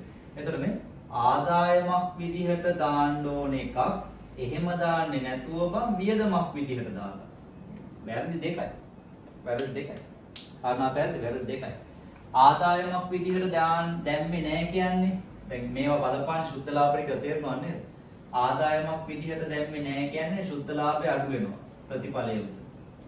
අනවශ්‍ය වියදමක් දාලා තියෙනවා කියලා කියන්නේ සුද්ධ ලාභය තව පාරක් අඩු වෙනවා. ඒතකොට සුද්ධ ලාභයම කී පාරක් අඩු වෙලා? සුද්ධ ලාභයම දෙපාරක් අඩු වෙනවා. එහෙනම් අපි නිවැරදි කරන්නේ මොකද?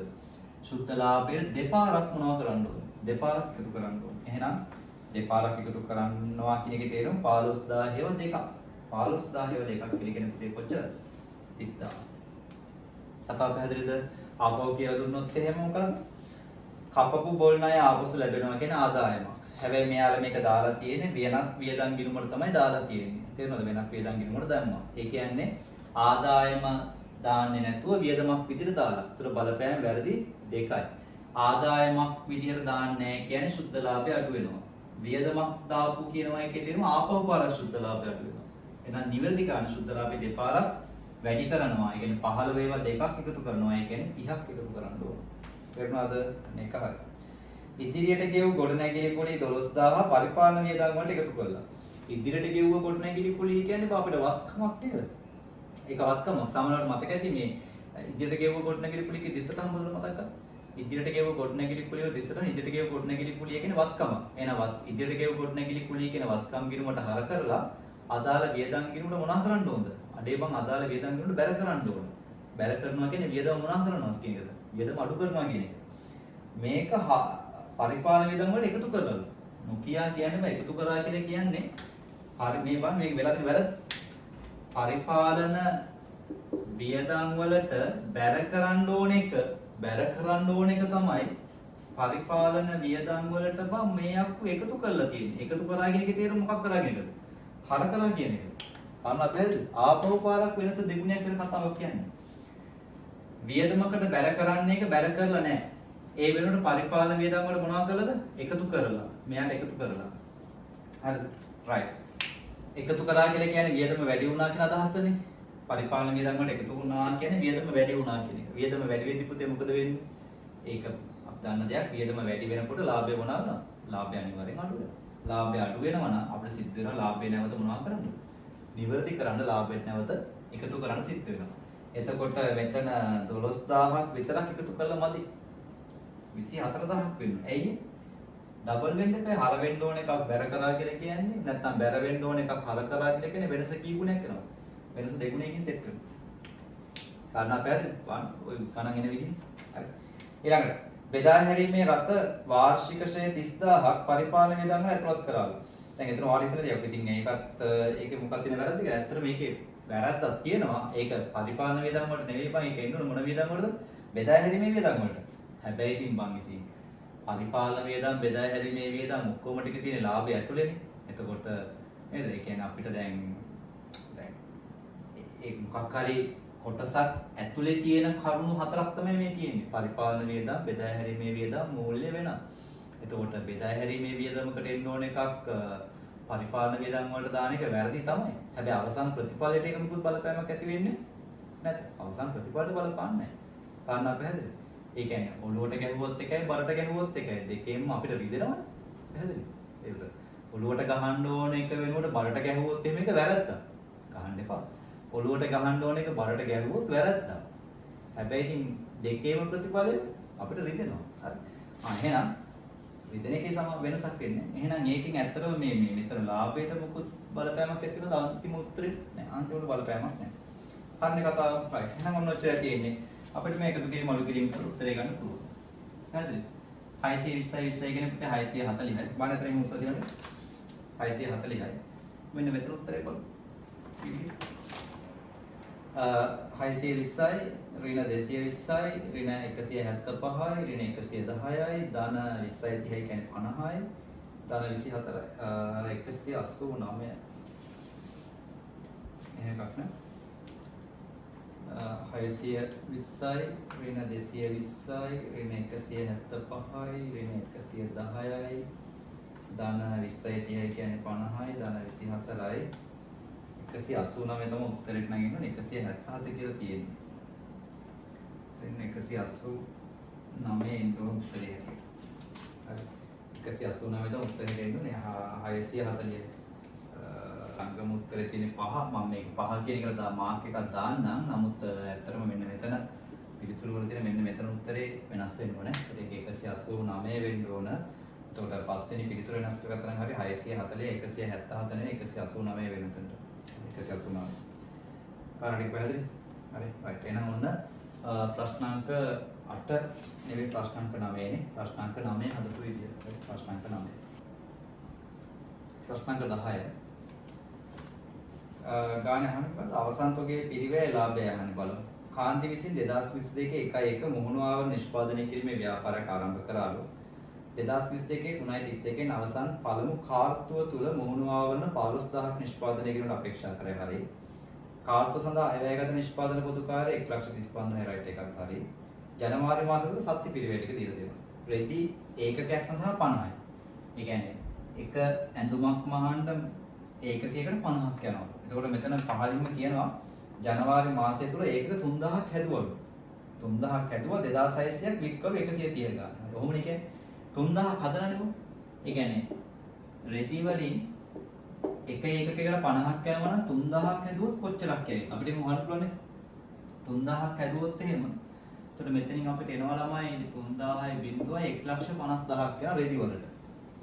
ඍජු සැකසුම් පිරිවේ ඒකකයකට 45යි. ඍජු සැකසුම් ඒකකයකට 45යි අපි ඒකක 3000ක් හැදුවනේ. එතකොට 3000යි 5 වරක් 3 15න් 5 දැන් එකක් ඉතිරි 4 වරක් 3 12යි 1යි 13යි 135යි. නිෂ්පාදන පොදු කාර්යය මෙතන සෙට් වෙනවනේ. දැන් මේ ටික එකතු ප්‍රාථමික පිරිවෙල මේ යන හැටි. 5යි 5යි 3යි 8යි 1යි 2යි ප්‍රාථමික පිරිවෙල. මේ ටික ප්‍රාථමික පිරිවෙල. හරි. මෙයා ප්‍රාථමික පිරිවෙල. ඊට පස්සේ මෙයාට ඇඩ් වෙනවා නිෂ්පාදන පොදු කාර්යය. නිෂ්පාදන පොදු කාර්ය ටික ආවොත් එහෙම එතන නිෂ්පාදන පොදු කාර්ය 45000ක් දීලා තියෙනවා. 45000. පැහැදිලි? මේ ටික එකතු කරලා තමයි නිෂ්පාදන පිරිවෙල. එකක් ඉතිරි 8යි 4යි 12යි 1යි 13 3 එකක් ඉතිරි 2යි 1යි 3. ඔය දේ නිෂ්පාදන පිරිවෙල. තේරුණා? මේ නිෂ්පාදන පිරිවෙල. right? නිෂ්පාදන පිරිවෙල. එතකොට මෙන්න මේ නිෂ්පාදන පිරිවැය රුපියල් 3,30,000ක් දරලා අපි ඒකක කීයක් නිෂ්පාදනය කළාද ඇත්තටම? ඒකක 3,000ක් හදලා. එහෙනම් මට පුළුවන් නේද ඒකකයක නිෂ්පාදන පිරිවැය මෙහෙම හොයන්න. ඒකකයක නිෂ්පාදන පිරිවැය හොයන්න පුළුවන් මුළු නිෂ්පාදන පිරිවැය පුතේ 3,30,000යි. මේ 3,30,000ක කොස්ට් එකක් දරලා අපි හදලා තියෙනවා ඒකක 3,000 ඔක්කොම. එතකොට අපිට පුළුවන් ඒකකයක නිෂ්පාදන පිරිවැය හොයන්න මේ විදිහට යන්නේ. මෙයා කැපෙනවා රුපියල් 100 කීයද ගන්න? රුපියල් 110යි. පැහැදිලි කාරණාවනේ. රුපියල් 110යි. right. අපෙන් ඊළඟට කියනවා මෙහෙම කතාව. 3000ක් හැදුවානේ. 2600ක් වික් කළා. හරිද? 3000ක් හදලා 2600ක් වික් කළා. එහෙනම් අපිට අවසන් තොග ඒකක ගාන මෙහෙම හොයන්න පුළුවන් නේද? 3000ක් හදලා 2600ක් වික්ක කියන්නේ අවසන් තොග ඒකක කීයක් ඉතිරිද? ඒකක 400ක් ඉතිරි. දැන් එන ඒකක පාවිච්චි කරලා මේ 400 තියෙන ඒකකයක් ඒකක කීයක පිරිවැයටද? 110ක පිරිවැයකට. 110ක පිරිවැයකට හදපු ඒකක කීයක් ඉතිරිද? 400ක් ඉතිරි. එහෙනම් දැන් අපිට පුළුවන් අවසන් තොග පිරිවැය හොයන්න මොකක් කළාද? ඒකක 400ක් ඉතිරි පුතේ එක ඒකකයක් 110ක කොස්ට් එක හදමු. එහෙනම් 4යි 4.2යි 3යි 44000ක් එනවා අවසන් තොගේ පිරිවැය හැටියට. 44යි. 44000 කියන්නේ 44යි. ලාභය හොයනවානේ. ලාභය මෙහෙම හොයන්න පුළුවන්. කොහොමද ලාභය හොයන්නේ? අපි 2600ක් වික්කා 130 ගානේ. 2000 ඒ කියන්නේ විකුණුම් පිරිවැය අඩු කරගත්තා නම් හරිනේ ළම. ඒකවල ලාභෙ නෙන්නේ. අපි විකුණලා තියෙනවා 2600ක් එකක් 130 ගානේ. පැහැදිලි? මේ කොස්ට් එක කොහොමද? මේ 2600 පිරිවැය 2600 පිරිවැය හොයන්න පුළුවන් 2600 එකක පිරිවැය 110 කොහොම හොයන්න පුළුවන් මේ කතාව. එහෙනම් 2600 ගුණ කරොත් 130න් එතකොට මට උත්තරයක් කරනවා ළමයි 3,38,000 කියලා උත්තරයක් එනවා. එයාගෙන් අඩු කරනවා 2600 ගුණ කිරීම 110. එතකොට මට එතනින් උත්තරයක් කරනවා 2,86,000 කියලා. දැන් බලමු ලාභය කීයද කියලා. 3,38,000න් අඩු කරගත්තොත් මෙයාලා මට උත්තරයක් කරනවා පුතේ 52,000 කියලා උත්තරයක්. 52,000. එහෙනම් ලාභය 52,000 හෙවත් 52යි. පිරිවැය 44යි ලාභය 52යි. එතකොට මෙතනින් එනවා ලාභය 52යි. හැබැයි මෙහෙම එකක්. මේ තියෙන දර ලාභයනේ. මේ තියෙන දර ලාභය. එතකොට මේ තියෙන දර ලාභය පුතේ. ඒක වරද්ද ගන්න එපා. මේ දර ලාභය. එතකොට මේ දර ලාභය නෙවෙයි අපෙන් අහලා ලාභය කීයද කියලා. ලාභයෙන් එතකොට වෙනත් මොන හරි තව වේදන් තිබ්බොත් ඒවත් අඩු වෙන්න එපේ. තේරුණා? වෙනත් වේදන් තිබ්බොත් අඩු වෙනවා. ඒක පොඩක් ඉඳ ගන්න. එහෙනම් මෙතන දරලාභය තියෙනවා. එතකොට අපිට දරලාභය ආවා 52,000ක්. හරිනේ? මේකෙන් වෙනත් ආදායම් එකතු කරන්න ඕනේ. වෙනත් ආදායම් ගානේ මුකුත් නැහැ. වියදම් අඩු කරන්න. මේකේ වියදම් තමයි බලන්න. මේකේ වියදමක් තිබ්බ මොකද? නිෂ්පාදන නොවන පොදු කාර්ය.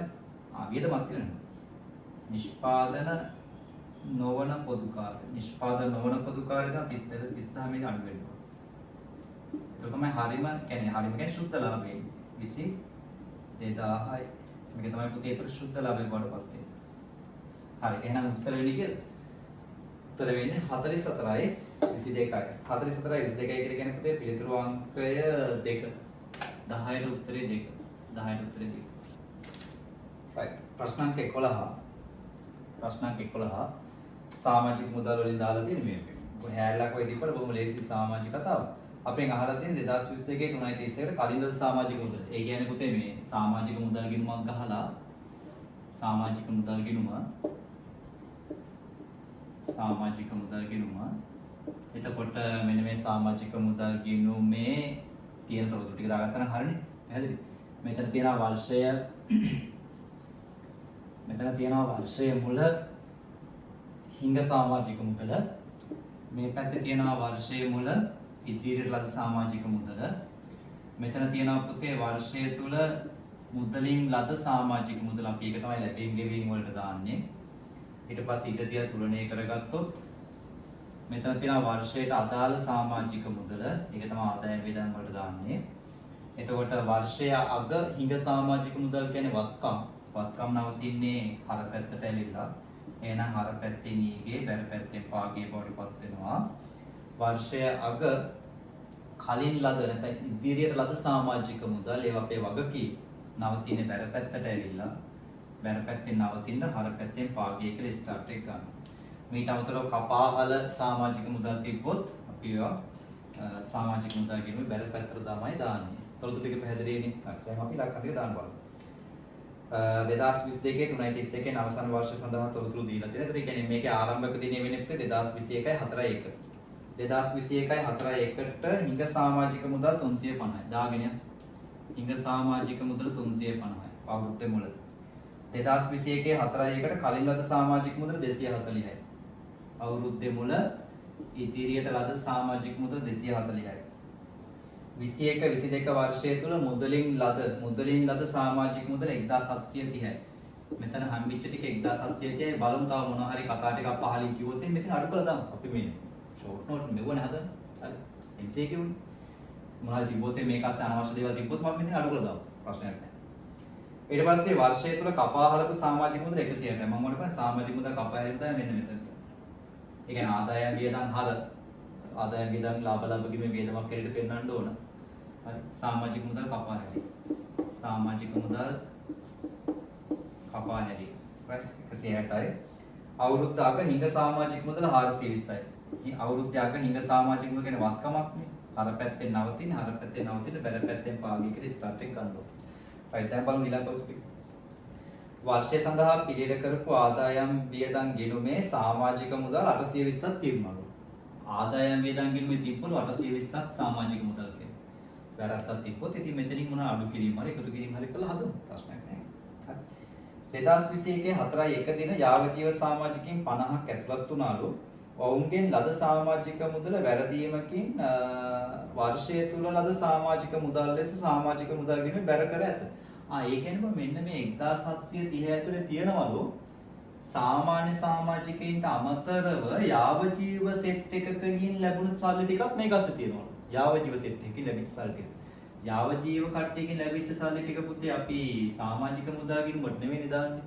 ඒක අපි දාන්නේ යාව ජීව සමාජික මුදල් ගෙනුමට. එහෙනම් මේ 1730 ඇතුලේ තියෙන අනවශ්‍ය ඉලක්කමක් අපි අනවශ්‍ය ඉලක්කම මෙතනින් අයින් කරමු. ඉස්සර ගණනය කරගන්න එපා. යාව ජීව සමාජිකයින් 50ක් හිටියලු එක්කෙනෙක්ගෙන් සමාජික ගාස්තුව 15000යි. ඒ කියන්නේ අපි ගණන් හදලා බැලුවොත් එහෙම ළමයි සෑහෙන ලොකු ගණන්නේ 15 75 75. ඒ කියන්නේ 7,50,000ක් මෙතන අනවශ්‍ය ඉලක්කමක් හැටියට තියෙනවා නේ. තේරුණා? එහෙනම් අපි මොකද ගන්න? මෙතනින් 7,50,000 අයින් කරමු. 7,50,000 උතනින් අයින් කරලා මොන ගිණුමටද ගෙනියන්නේ? යාව ජීව සමාජික මුදල් ගිණුමේ බැරපතර තමයි ගෙනියන්නේ. පැහැදිලි කාරණා. හරි. right. එච්චරනේ තියෙන්නේ. ගන්න දොස්තර මෙච්චරයි තියෙන්නේ. අපිට එහෙනම් මේක බලන් තුලනය කළා මෙන්න මෙතනින් උත්තරේ ගන්න පුළුවන්. මෙන්න මෙතනින් ඉලක්කම ගන්න පුළුවන්. මේක තමයි අපි අහන ප්‍රශ්නේ. හරි. අපි තුලනය කළා බලමු. එතකොට මෙතන මම කියන්නේ 1730 නෙවෙයි 1730න් කීයක් අයින් වෙන්න ඕනද? 750ක් අයින් වෙන්න ඕන. එතකොට 240 40යි 1730න් 1730න් 750ක් අයින් වෙන්න ඕන. ඊට පස්සේ 160යි ඊට පස්සේ 420යි. ඔය ටික ගලපලා ගත්තට පස්සේ මෙතනින් එන අපිට 1800ක්. මේකෙන් 1800යි. 1800 මම අඩු කරනවා 350කුයි 820කුයි. ඒතර මට මෙතනින් උත්තරයක් වෙනවා 630 කියලා. ඒ කියන්නේ ඉදිරියට අද සමාජික මුදල් ප්‍රමාණය කියලා 630යි. බලන්න ඒ උත්තරේ තියෙද කියලා. ගානස්සේ. right. ඉදිරියට අද නැත්නම් කලින්ද සමාජික මුදල 630යි. ඒක තියෙන පුතේ පිළිතුරු අංක 2. ඒක පිළිතුරු අංක 2 තියෙනවා. ප්‍රශ්න අංක 12 13 14 දක්වා ප්‍රශ්න වලට පිළිතුරු සැපෙන පහතරතුරු භාවිතා කරන්න. ප්‍රශ්න අංක 12 දාලා තියෙන ළමයි කීර්ති නාමයේ කීයද කියලා අහලා තියෙනවා. ප්‍රශ්න අංක 13 අහලා තියෙනවා විසර්ජනය කරපු ලාභය කීයද කියලා. ප්‍රශ්න අංක 14 අහනවා මුළු හිමිකම කීයද කියලා මේ කියන තොරතුරු හැටියට නම් අපිට යාළගේ ප්‍රාග්ධන ගිණුමයි ජංගම ගිණුමයි දෙකම ගහගත්තා නම් ලේසියි වැඩේ කරගන්න නේද? එතකොට මේකේ නුවන් සමාන විසින් 3:2 අනුපාතයට බෙදාගෙන ගියපු හවුල් ව්‍යාපාරයේ තිබ්බ ශේෂයන් ටික දීලා තියෙනවා. පහළ හරියෙන් මුල්ම පටන් ගන්නකොට වගේ කියනවා කුසල් නව හවුල් කරුවෙකුට බැඳුණා. හරි. එහෙනම් මෙන්න කතාව යන්නේ. මෙයාගේ ප්‍රාග්ධන ගිණුම් ටිකයි ජංගම ගිණුම් ටිකයි ගහන්න අල්ලනවා. ඒතකොට අපිට තොරතුරු ගන්න ලේසි. මේ තියෙන්නේ යාගේ ප්‍රාග්ධන ගිණුම් right? පදන ප්‍රාග්ධන ගිණුම් වලට ගොඩාක් ලොකු තොරතුරු ප්‍රමාණයක් එන්නේ නැහැ නේද? ආරම්භක ප්‍රාග්ධන ශේෂ අලුතෙන් ප්‍රාග්ධන යෙදවීම කීර්ති නාම ඔය කියන පිළි ටිකනේ කරන්නේ. right? මේ තියෙන්නේ යාගේ ප්‍රාග්ධන ගිණුම කට්ටියගේ නම් ටික දැම්මොත් එම නුවන් සමාන අලුතෙන් ආපු එක්කෙනා කුසල් නුවන් සමාන කුසල් හරි මෙයාගේ ශේෂ තියෙන්න පුළුවන් අලුතින් ආපු එක්කෙනාට නම් ශේෂයක් නැහැ නේද මොකද අලුතෙන් එන්නේ මේ දෙන අපේ යාගේ ජංගම ගිණුම හරිද මේ තියෙන ජංගම ගිණුම right ඒකත් තුනකට යනවනේ අවුරුද්දේ මුල නේද මෙයා සම්බන්ධ වෙලා තියෙන ගාන කියන හැටියට මේ තියෙන පුතේ ජංගම ගිණුම නුවන් සමාන කුසල් මෙයාගේ දැක්කොත් එහෙම බල ඉන්න එපා ගිණුම් දෙක ගහලා ඉලක්කම් දාන්න පටන් ගන්න ඕනේ. හරි ඒක බල ඉන්න එපා ගාන කියවන බල ඉන්න එපා. ඔය ගාන දැක්ක ගමන් ඔය ඔළුවට අදහසක් එන්න ඕන. right මේක මෙහෙම තමයි හදන්න ඕන කියලා. හරි. ඒක ගානන් හදලා තමයි ප්‍රැක්ටිස් වෙන්න ඕන. හරි. right ගාන බලමු. මේක අනුපාතය 3:2 අනුපාතය 2021 4 එකට තිබ්බ ශේෂයන් ටික දීලා දෙනවා. ප්‍රාග්ධන ගිණුම නුවන් 5000යි. මෙන්න මෙයා 5000යි ළමයි. සමාන 3000යි. කුසල් නැහැ නේ මොහොතේ. ජංගම ගිණුම් 3200 ශේෂ 3250යි. සමාන්ගේ 1450යි. එතකොට කුසල්ගේ ජංගම ගිණුමේ ශේෂයක් නැහැ. මොකද එයා අවුරුද්දේ මුල සම්බන්ධ වෙන්නේ. 2021 4 එක දින කුසල් නව හවුල්කරුවෙකු ලෙස බැඳුණු අතර එදින ඔහු මුදලින් 1000යි. මේ ඒවා සල්ලි අරන් එනවා මේ සල්ලි වලින් මුදල් වලින් 1000යි. එතන මෙතෙන්ට බැර වෙලා මුදල් ගිණුමට තමයි හර වෙන්නේ. හරිනම්. සහ පිරිවැය ලක්ෂ 5ක මෝටර රථයක්. right මේ මෝටර රථ.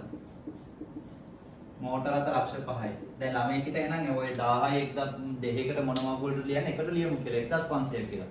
වැරද්ද නෑ 1500 කියලා ලියන්න එපා පුතේ. ආයිතම දෙකක්නේ. ඒකට වෙන වෙනම ලියන්න ඕනේ. 1000 මුදල් 500 මෝටර රථ. උඹලා මේ 1500 ශේෂ වලට දැම්මත් ඒත් වැරද්ද දානවා. ශේෂයක් නෙවෙයි.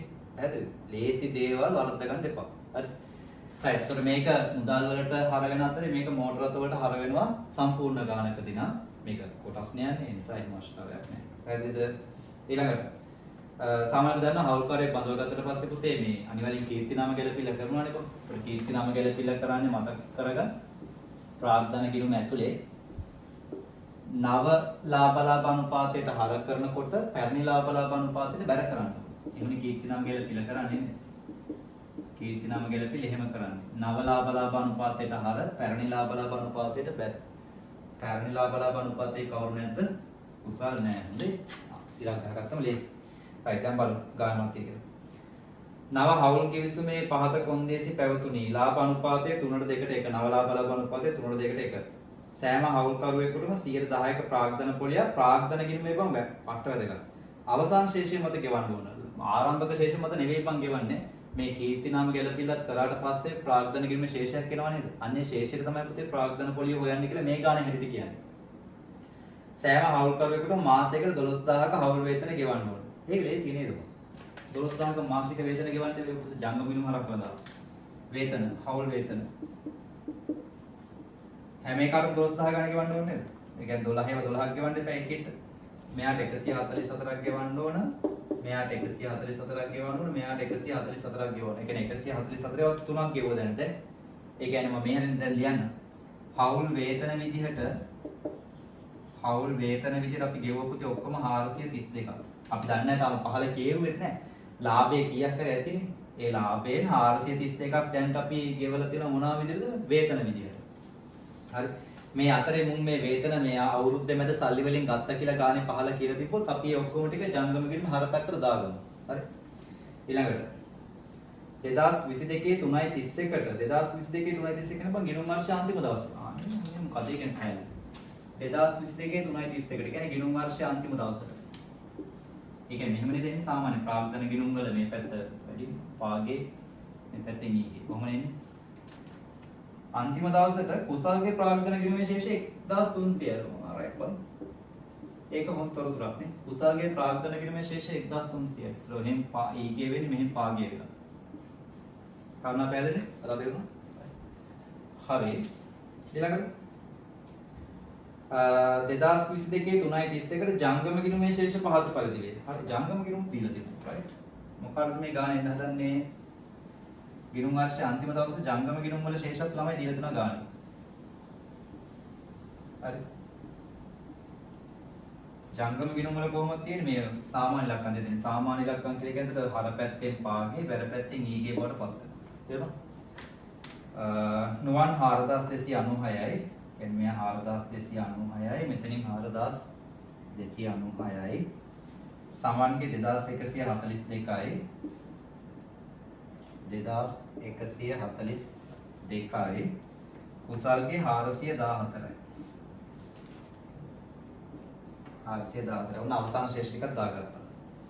වර්ෂය තුල නුවන් සමන් කුසල් පිළිවෙලින් 60000යි 20000යි 30000ක ගැන්ලි කරනවා. ගැන්ලි කියන්නේ ජංගම ගිණුම හරනේ ළමයිනේ. කවුල් ව්‍යාපාරවල ගැන්ලි කොම්ප ගිණුම ගත ගන්න. මුදල් ගැන්ලි නම් මුදල් ගිණුමට බැර ජංගම ගිණුම හර. භාණ්ඩ ගැන්ලි නම් ගැනුම් ගිණුමට බැර ජංගම ගිණුම හර. ජංගම ගිණුම හර හැම වෙලෙම ගැණිලි වලදී. ගැණිලි. මොනවද කරපු ගැණිලි? නුවන් 60යි සමන් 20යි කුසල් 30යි. මම ගැන්ලි දැම්මා. වර්ෂය තුල නුවන් සමන් කුසල් විසින් පිළිවෙලින් 50000 40000 30000 හවුල් වේතන මුදලින් ගත්තා. මම හරි කිව්වනේ. විසර්ජන ගිණුමෙන් යන්න ඕන දෙකක් බම් මේ උන් සල්ලි වලින් ගත්තොත් එහෙම අවුරුද්දේ මැද ඒ හැම දෙයක්ම ජංගම ගිණුමේ කොයි පැත්තට දාන්න ඕන? හර පැත්තට දාන්න ඕන. අමතක නම් දැන් මතක් කරගන්න. හරි. එහෙනම් මුදලින් ගෙවූ වේතන. මුදලින් ගෙවූ වේතන. හරි. කොහොමද මුන් අරන් තියෙන සල්ලි 50යි 40යි 30යි. 50යි 40යි 30යි. පැහැදිලිද? එවනම්. right ඒකත් හරියි තාමත් වෙනත් කිසිදු ගනුදෙනුවක් ප්‍රාග්ධන ගිණුමේ හා ජංගම ගිණුමේ ගලපා නොමැත. පෞල් ව්‍යාපාරයේ කීර්ති නාමයේ ප්‍රාග්ධන ගිණුමේ ගලපනවා. right හරි. එහෙනම් මෙච්චර උරු තියෙන්නේ. ඩෙමාර්කේස් එක. දැන් කීර්ති නාමය හොයන්න ඕන. කීර්ති නාම දන්නේ නැත්නම් ඉලක්කම. ඒතර කීර්ති නාමය දැනගත්තොත් එහෙම කීර්ති නාමය දැනගත්තොත් මේ ප්‍රාග්ධන ගිණුම සම්පූර්ණ කරලා අවසාන ප්‍රාග්ධන ශේෂ හොයාගන්න පුළුවන්.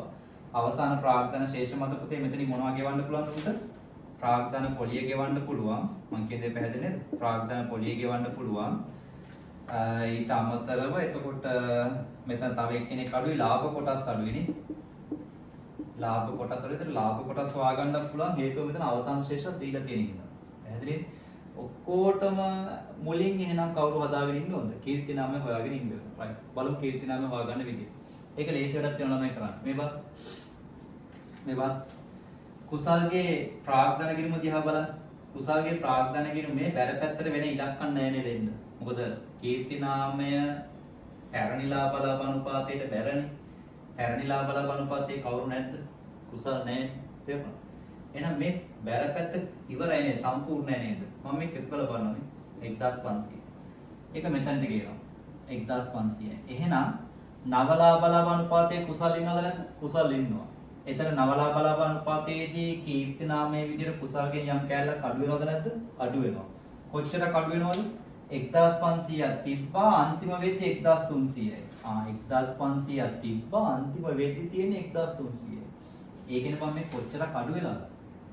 200ක් අඩු වෙලා නේ මම. તો 200 1300 එකතු වුණාම 1500 සෙට් වෙන්නේ. ඔයාලට කාරණා පැහැදිලිද? right. පට්ට වැදගත් තොරතුරක් හොයාගත්තා. කුසල්ගේ ප්‍රාග්ධන නැත්නම් කීර්තිනාම කොටස කීයද? 200යි. කුසල්ගේ කීර්තිනාම කොටස 200යි. මේක දැම්මේ නවලාබල බණුපාතේ 3ට 2ට 1. හරි? 3ට 2ට 1. ඒ කියන්නේ 3යි 2යි 5යි 5යි 1යි 6යි. 6න් එකක් තමයි කීයට සමානද? ආපහු කියනවා. 3යි 2යි 5යි 5යි 1යි 6යි. 6න් එකක් තමයි කාට සමානද? 200ට සමාන. එහෙනම් මේ කීර්තිනාමය මෙන්න මෙහෙම හොයන්න පුළුවන් මම. හොඳට බලාගන්න මේ කීර්තිනාම වෙන්නේ මාර වැදගත්. කීර්තිනාමය මෙහෙම හොයන්න පුළුවන්. කුසල්ගේ කීර්තිනාම කොටස 200යි. කීයක්ද? 3යි 2යි 5යි 5යි 1යි 6යි 6න් එකක්. 6න් එකක් තමයි 200ට සමාන. 6න් එකක්. එහෙනම් එකෙන් බෙදලා පුතේ මං 6න් ගුණ කරනවා. ඒතර මං එනවනේ කෑලි 6 කේවා එනවා. කෑලි 6 කේවා. ඒතර කෑලි 6 කේවා බැලුවොත් එහෙම මේ 0.2යි 3යි 4යි right. කොච්චරද ගන්න? 0.2යි right 200යි 6න් වෙනවනේ 6ක් සෙන්ස්. 6න් ගුණ වෙනවා. ඒතර 6න් ගුණ වුණොත් එහෙම පුතේ ඉන්නේ 6 වරක් දෙක 12යි නේ. 1000යි 1200යි. අපි නේ ඩබල් චෙක් කරලා බලමු. කීර්තිනාම 1200යි. නවලාබල බණුපාතයට හරනේ 3යි 2යි 1යි. එතකොට 1200 3යි 2යි 5යි 1යි 6යි. 1200 6කට බෙදලා එකෙන් ගුණ කරොත් එන්නේ උත්තරේ කීයද? 200 එනවා. කාරණා පැහැදිලිද? ඔයාලට මේක තේරෙන්නේ නැත්නම් ආපහු චුට්ටක් බලන්න. ආපහු චුට්ටක් පිටුවසට ගිහලා බලන්න මොකක්ද මේක කතාව කියලා. කාරණා පැහැදිලිද? මේක මාරම වැදගත් බං ඈ. මේක මාරම වැදගත් මේ ක්‍රමේ හොයපු විදිය. right. එහෙනම් දැන් කීර්තිනාමය දන්නවා 1200යි කියලා.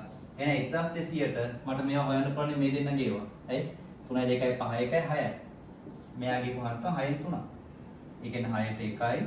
මෙතන 6 වරක් 2 12යි 200 300. 200 ගුණ කිරීම 3. 200 ගුණ කිරීම 3 කියන්නේ පුතේ 600යි. 200 ගුණ කිරීම 2 කියන්නේ 400යි. 200 ගුණ කිරීම 1 කියන්නේ 200යි. ගන්න බැද 1000යි 1200යි. තේරුණාද? නවලාබල බණුපාතේට ඔන්න හර කරා.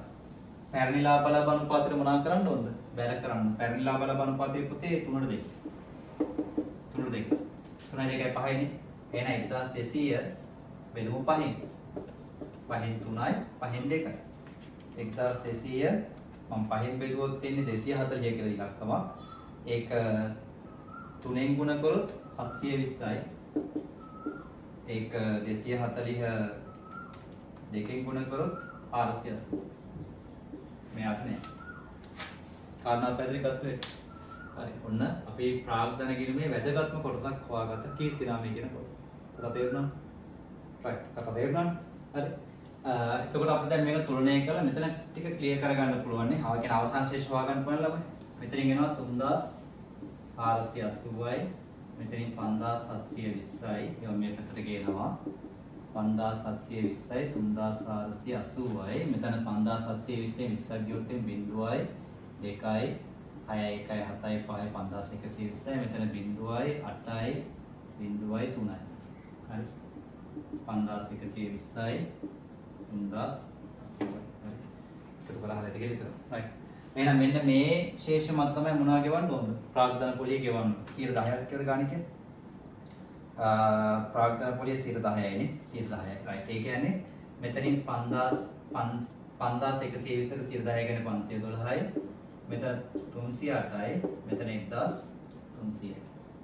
110ක් 130යි. හරිද? මොන ප්‍රාග්ධන පොලියක් ගෙවුවා. right. ඔන්න ඒ ටිකත් හරියි. දැන් මොනවද අපෙන් අහන්නේ? මේ ටික හරි එකේ අපිට දැන් මෙන්න මේ කොටස් ටික හොයාගන්න පුළුවන් ළමයි. හේතුව මෙතන අවසාන ශේෂ දීලා දෙනවා ගන්න. අවසාන ශේෂ දීලා දෙනවා. ඒ කියන්නේ මෙහෙන් එකතු කරලා මෙහෙට ගිහිල්ලා මෙතන ඉලක්කම් හොයාගන්න. පැහැදිලිද? හරි. right. දැන් බලමු. 4296යි මම මේක එකතු කරන්නේ 6යි 5යි 11යි. මෙතෙන් එනවා 4406ක්. 4406ක්. ඒ 4406යි මේ ටික අඩු කරනවා මම. 3250කුයි 144කුයි 512කුයි right. මෙතනින් එනවා 500ක උත්තරයක්. ඔන්න එක ලාභ කොටසක් හොයාගත්තා 500. පැහැදිලි? right. මේවා 2142ට 20යි 40 කියන්නේ 60යිනේ. 2202යි. 2202යි. එයාගේ මම අඩු කරනවා පුතේ 1450කුයි 144කුයි 308කුයි. ඒතර මෙතනින් ඔන්න තව කොටසක් ආව 300 කියලා. right. මෙයාගේ තේරුම හොයන්න පුළුවන් කියලා තේරෙනවනේ. 414ට 30යි 60යි 474යි 474 න්යායගේ ලාභ කොටස හොයාගන්න පුළුවන් 144කුයි 130කුයි අඩු කරාම 200.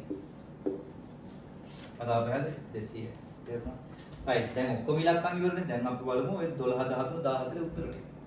12 2021 4යි 1ට හවුල් ව්‍යාපාරයේ කීර්ති නාමයේ කියලා අපි දැන් හොයාගත්ත පුතේ කීර්ති නාම වෙන මෙහිදී 1200ක් කියලා. ඒ කියන්නේ 12ට උත්තරේ 2. 12ට උත්තරේ වෙන්නේ 2. හරි. 13 2022 3:31 අවසාන වර්ෂයේ හවුල් කරුවන්ට විසර්ජනය කරපු ලාභය. ලාභයේ විදිහට විසර්ජනය කරපු කොටස් ටික නෙවෙයි විසර්ජනය කරපු ලාභය. විසර්ජනය කරපු ලාභය කියන්නේ මෙන්න මේවා. විසර්ජනය කරපු ලාභ කියන පුතේ මෙන්න මේවට. මෙන්න මේවට. මේ ඔක්කොගෙම එකතුව. පැහැදිලිද? ඔතන විසර්ජනය කරපු ලාභය. ඒ කියන්නේ කොච්චරද? හවුල් වේතන විදිහට පුතේ අපි විසර්ජනය කරලා තියෙනවා. මේ පණ ගන්න විදිහ. හවුල් වේතන විදිහට විසර්ජනය කරලා තියෙනවා 432ක්. පැහැදිලිද?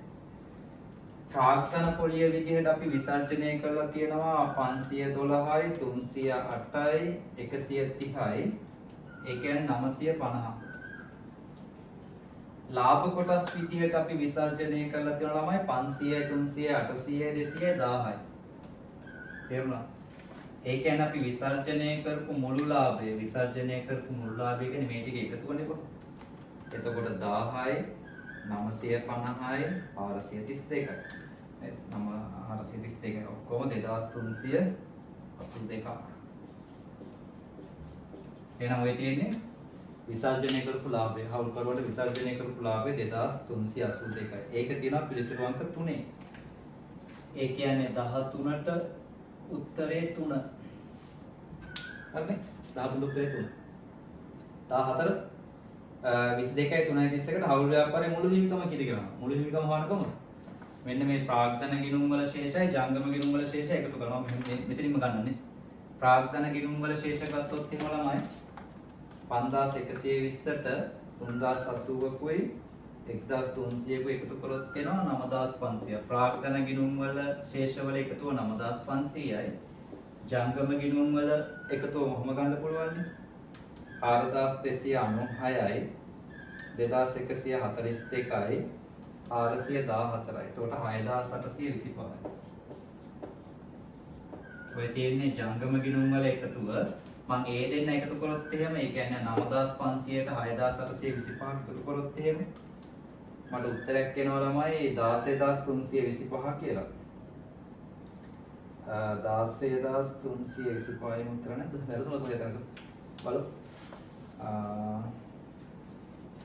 4296යි 4296යි 2142යි ගැණිලි තිබ්බනේ හැබැයි 414යි බලමු. රයිට් ඒක හරිය 6825 නෙවෙයි 6852 නේද?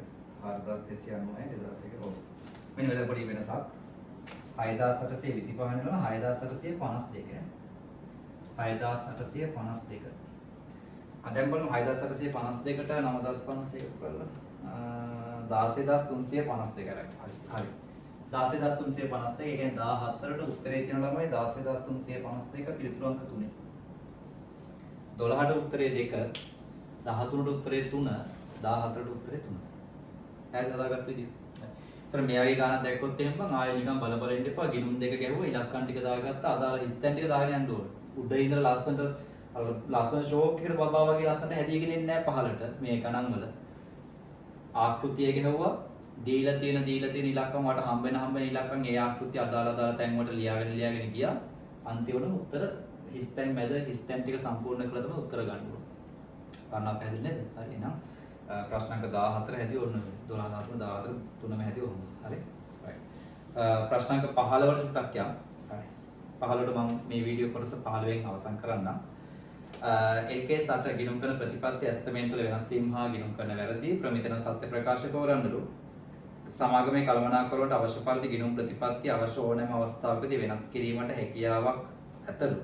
අවශ්‍ය ඕනම පරිදි වෙනස් කරන්න බෑ ළමයි. එහෙම කරන්න බෑ. වෙනස් කරනවා නම් මොකද කරන්න ඕන?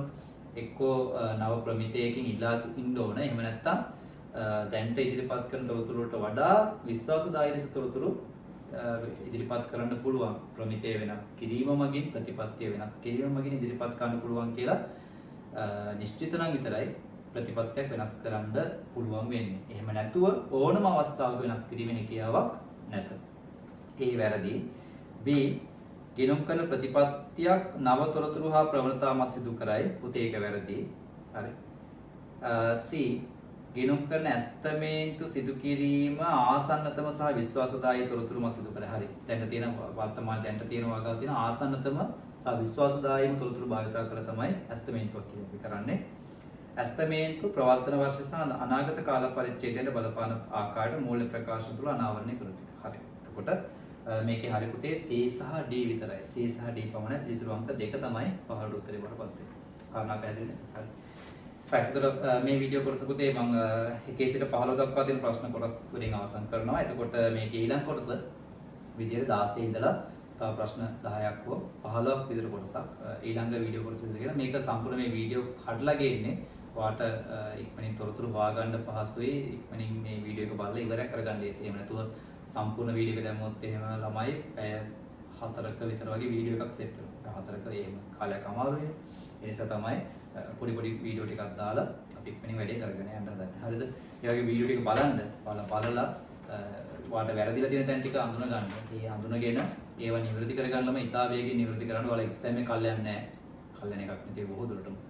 ඒ නිසා මේ අපි එක්සෑම් එකට සූදානම් වෙන්න ඕන. ඔයා මේ කාලය තුර උපරිම ප්‍රයෝජනය ගන්න මේක වීඩියෝ එක බලනකොට මම කියන්නේ පොඩ්ඩක් වේගය වැඩි කරලා බලන්න. හරි. මේ තියෙන වේගෙටම බලන්න ඕනේ. ටිකක් වේගය වැඩි කරලා බලන්න. ඒතර වීඩියෝ එක ඉක්මනින් ඉවර කරන්න පුළුවන්.